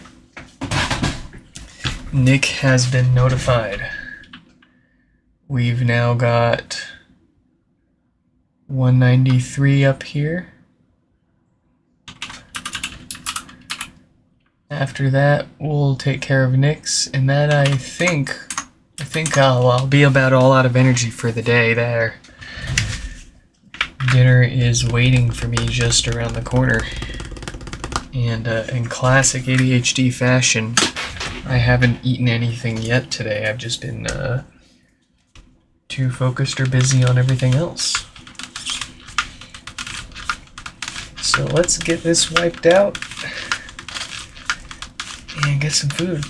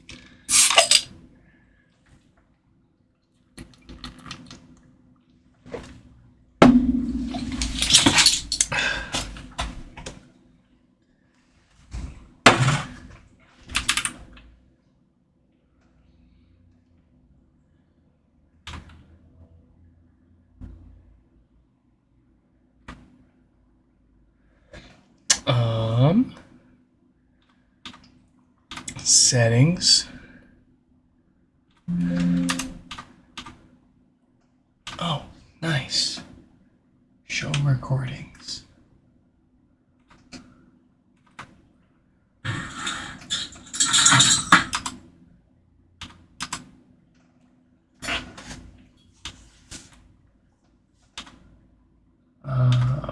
Where's my... Nope, that's not what I wanted. That's not what I wanted either.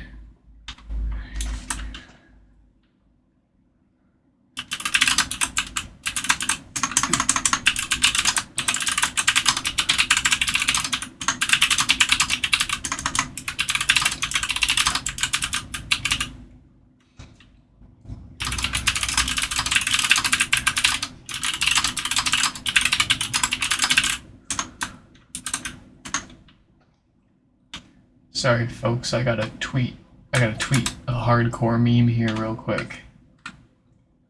I can't let opportunities go to waste. Wait, can I not upload an MKV? That's okay. We will convert this from an MKV.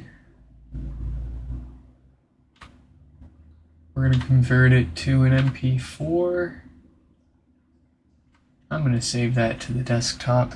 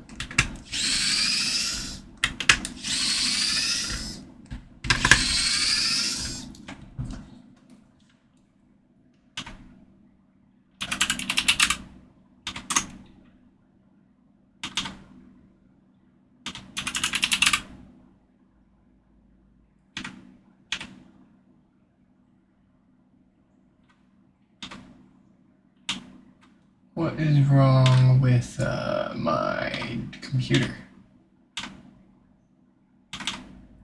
Computer, please. Save me. Convert this file. Yep, that's the file I want you to convert. I want you to save it as an MP4 to my desktop. Pretty please.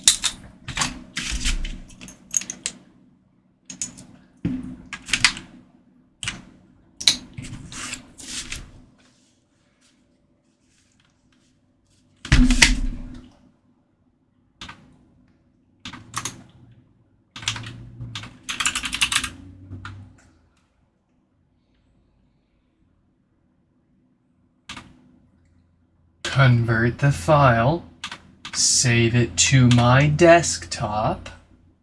I don't understand what is so difficult about it doing this. Why won't it save it to my desktop? It's my desktop. I own the folder.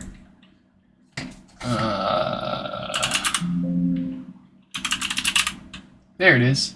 Wow. Yes. Give me that file. Your file could not be processed. I hate Twitter. Twitter sucks. Forget it. Forget it.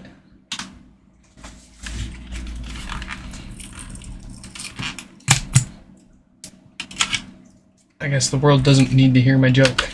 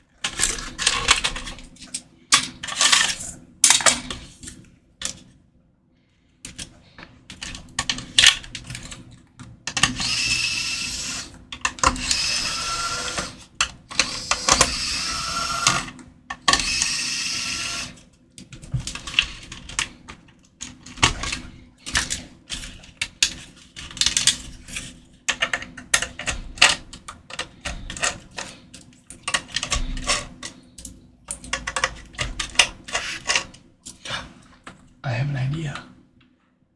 Can't I send it to myself on Telegram?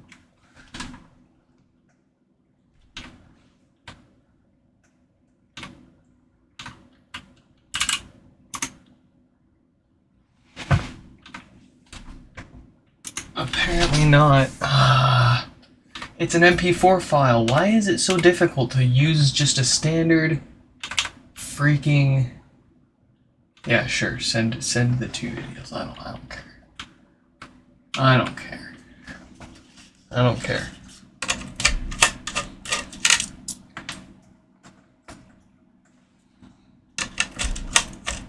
Narrator voice.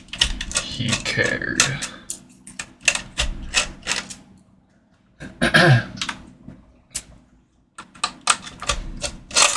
It's like a 10 megabyte, 10-second MP4 file. Why can't I post it to Twitter? Why can't I text it to myself? Why can't I do anything with it? What is wrong with technology? The year's 2025. This should be the most trivial task possible. To post a 10-second MP4 to Twitter and text it to myself. And literally nothing works. I am getting irate.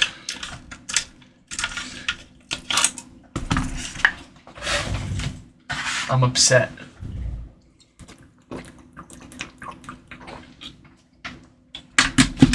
Well, apparently it sent it to myself. Did that actually work?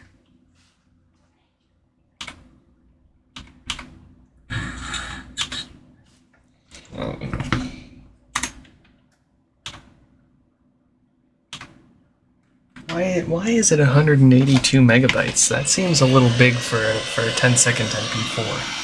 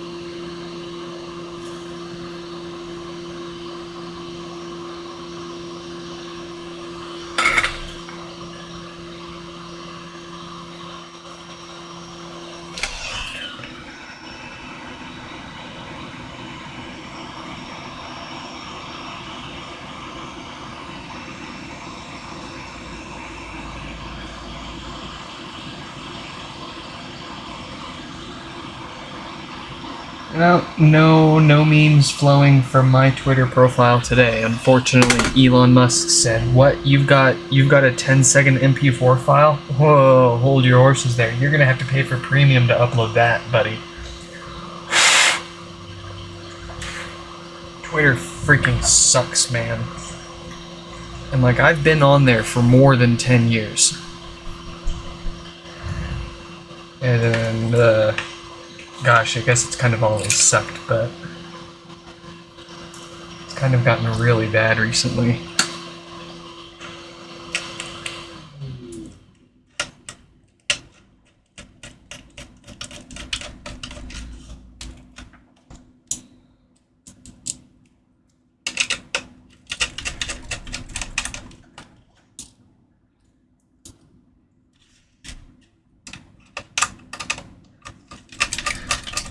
I'm gonna have to like send the file to my MacBook so I can like retranscode it into some different format or something, I guess. Compress the hell out of it.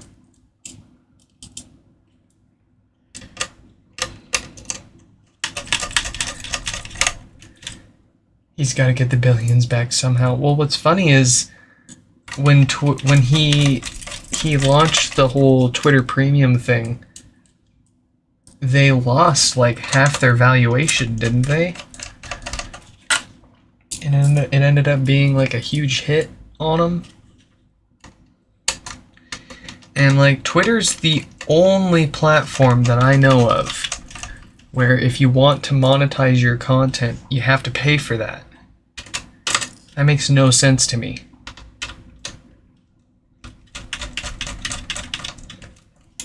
Like, are they hurting that bad that they have to charge their content creators and the people making them the money to give them their paycheck? That's like my boss charging me for working there.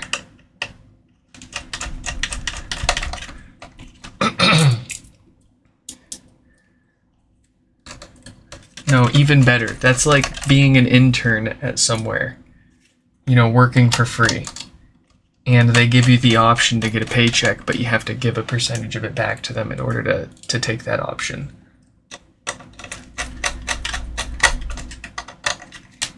I mean, and it's I try to stay away from political opinions here on the channel. But unfortunately, you can't talk about Elon Musk now without being political, since he's decided to get himself involved in all of that. But I liked the guy at first, and then I learned more and more about him, and he just kind of soured. He just really soured his opinion, or my opinion of him, over the years. I used to have like Tesla posters and like stuff hanging up on my walls too. But it's really ironic how a company named after Nikola Tesla is getting taken over and sabotaged by a man that basically is acting like the Thomas Edison of the Nikola Tesla's time. It's sacrilege. It's an absolute disgrace to Tesla's name, both as the company as it were before Elon took over it, and Nikola Tesla himself.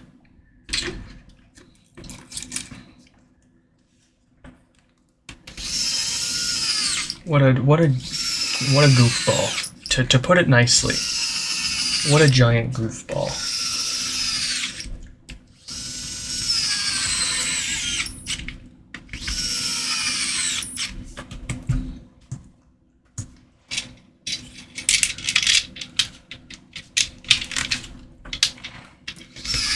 And what makes me really, really upset and adds to the irony of the whole situation is how he continues to take credit for all of his employees' hard work and innovations for himself, and then turn around and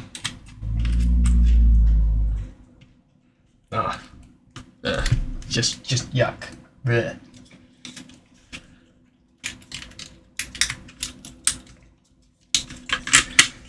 I think the dude should sell Twitter and just shut up and focus on making what he's got better.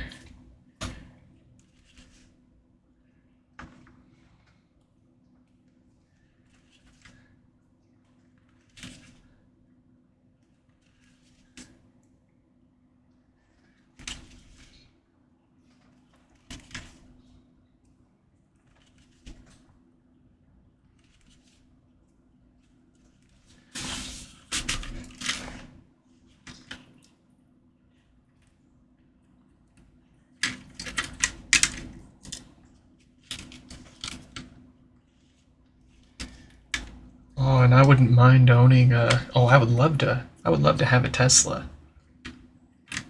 But just the hate that I would get just driving a vehicle associated by that man, it would not be worth it.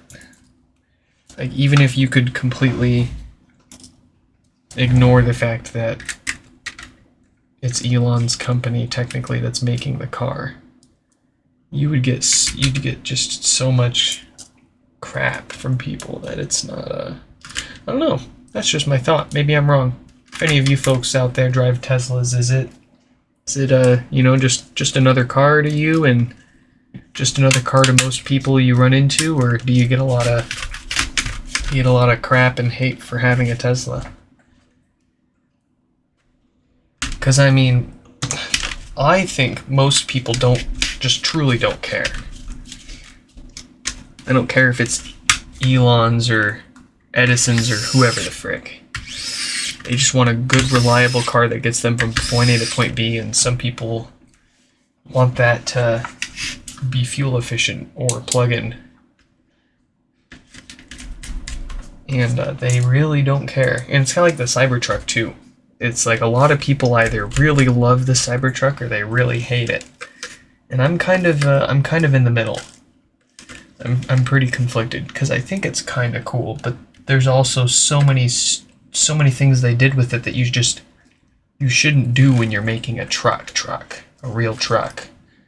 It's more of like a functional fashion accessory than a true truck to me. That said, I mean, it's a hell of a lot better than the truck that I have now, which is nothing. So,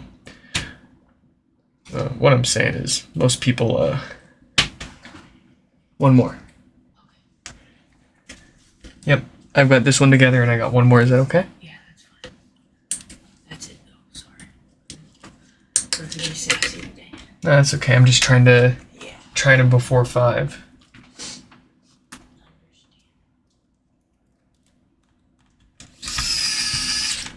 But yeah, like I was saying, your average person that's not terminally online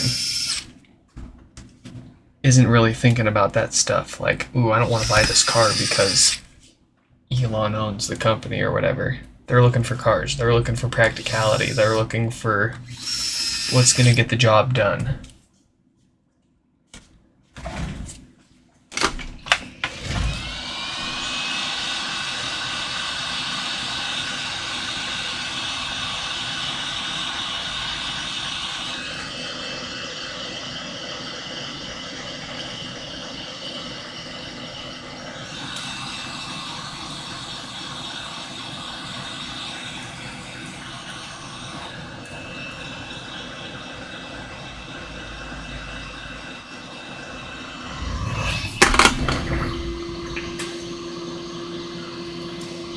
Oh, also, it's not like Elon lost a ton of money buying Twitter in the original deal. He got together a bunch of investors, and if I'm not mistaken, practically he spent nothing out of his own pocket to purchase Twitter. The reason why he purchased Twitter was to push his own political agenda and censor the platform the way that he saw fit. And you can get upset and disagree with me on that all you want, but that's unfortunately the case. And you can see when he purchased Twitter and then the uptick in bot activity and all the agendas and you know, his opinions that have been pushed since then. And don't get me started about the whole Adrian Dittman alt.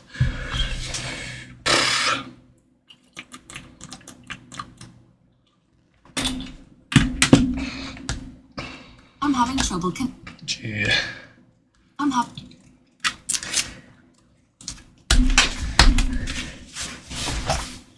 And that is as political as I'm going to get here on this channel.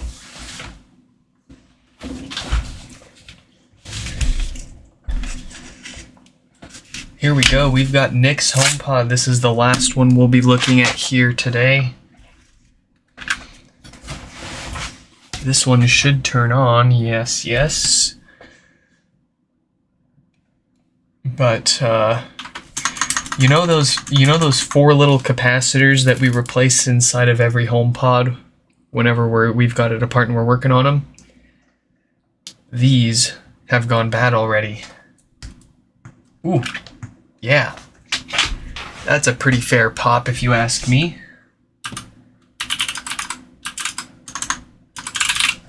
Alright, let's get this fixed up.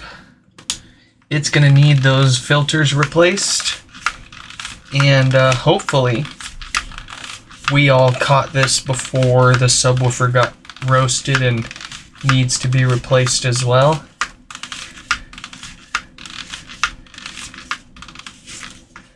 And of course, while we're in here, we'll see if it needs a new Schottky diode to prevent that more common no power issue.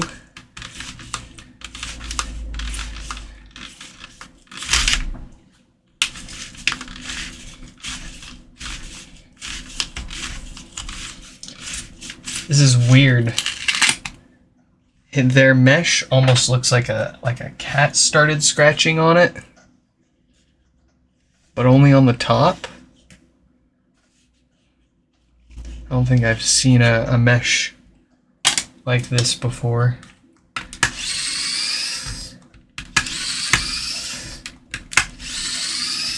At first I thought it was the packing material that I sent them, since they wanted us to send them a box and everything they need to ship this into us for repair. But I feel like I would have seen it on more of them by now.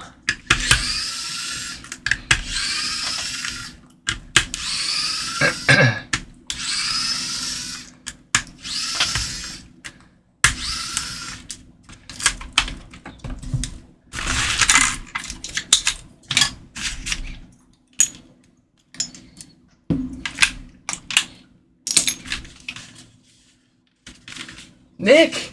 Nick has made it. Welcome, welcome.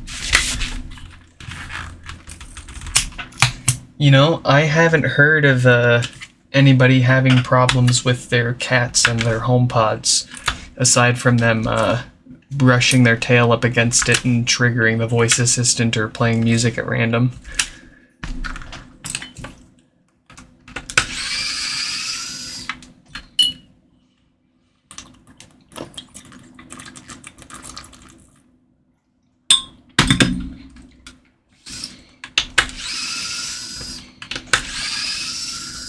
The cat love bites it. That's hilarious. Okay. Oof. Man, I'm gonna be real with you. Like I said, I thought it was the packing material that I sent you. I don't even remember if I sent you a box or if you had your own stuff to send it in. But I was worried that it was that stretchy packing paper that had messed with your mesh. But okay, I'm relieved to hear that it's just love bites from a cat. But it's funny, I wasn't too far off. I was thinking maybe a cat scratched it up, but love bites. That's funny.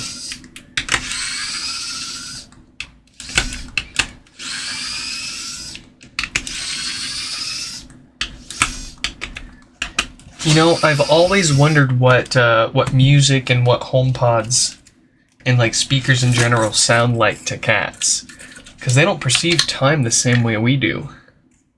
I think they perceive time significantly faster than we do.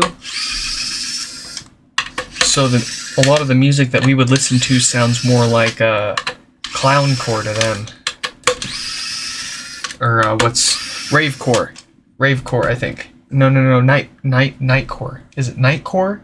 Basically, where they speed up the song and pitch up the voice, make it all obnoxious. I imagine that's what a lot of music we listen to sounds like to cats.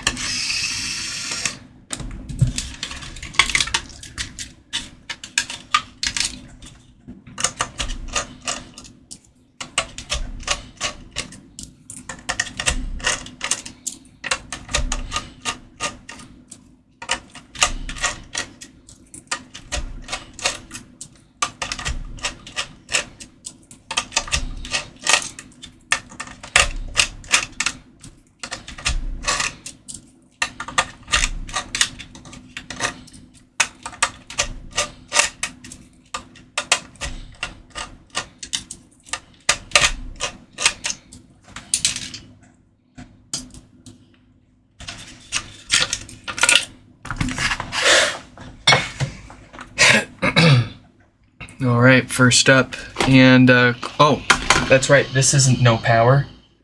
We've got, we've obviously got power, no problems there. This one has, bad DC filters, so let's get those replaced. And after that, we will see if it, needs a new Schottky diode to complement the maintenance to keep, common issues away.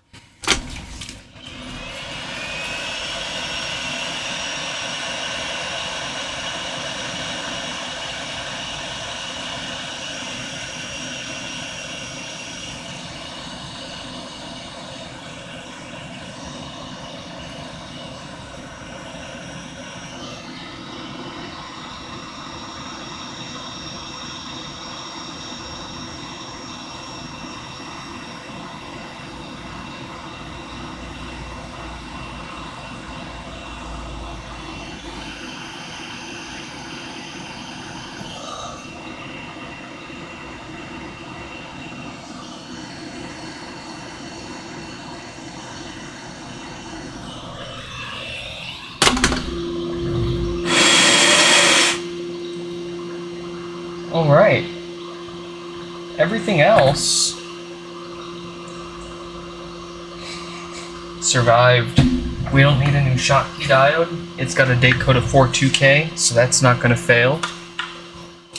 Luckily, it seems like all this needed was new filters. So let's get it back together, and then we'll give it the opportunity to test it out before we ship it back to them and call it good for sure. But from what we've seen, and we've seen a lot of it, that's all it needs.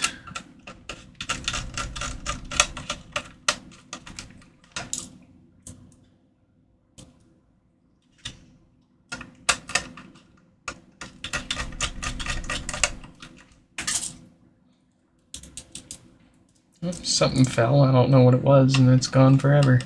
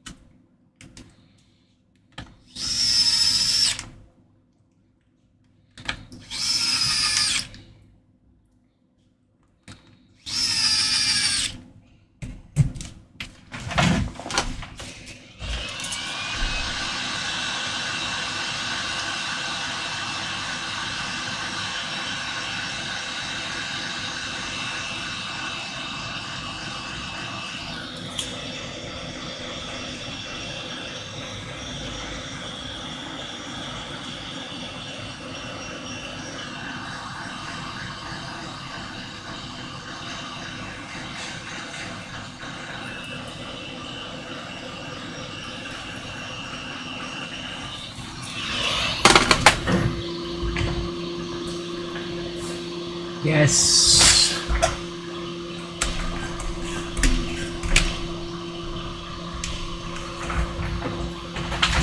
Yes. Yes. The pleasure's all mine, Nick. Anything that we can do to keep the music going for you folks. I know. And the one of the biggest reasons we fix these things still to this day is I know how great these are and how great they sound. In fact, better than what I would argue most people will ever hear is the best listening experience through an Apple HomePod or a couple of them in the same room. I genuinely think these are some of the best speakers out there, even to this day, for the size and price. You cannot beat it. And I still challenge people to find me something better, and I haven't had anyone yet. So we will reach out to everybody that we fixed up today. You'll hear from us after our stream. Of course, I'm going to go eat some food first and get a few calories in me. But everyone else, appreciate your patience. We'll get to you folks tomorrow. I'm having trouble connecting. Yes. I'm having trouble connecting. Perfect. All right. I hope you all enjoyed this live stream repair, and I hope to catch you in the next one. Goodbye.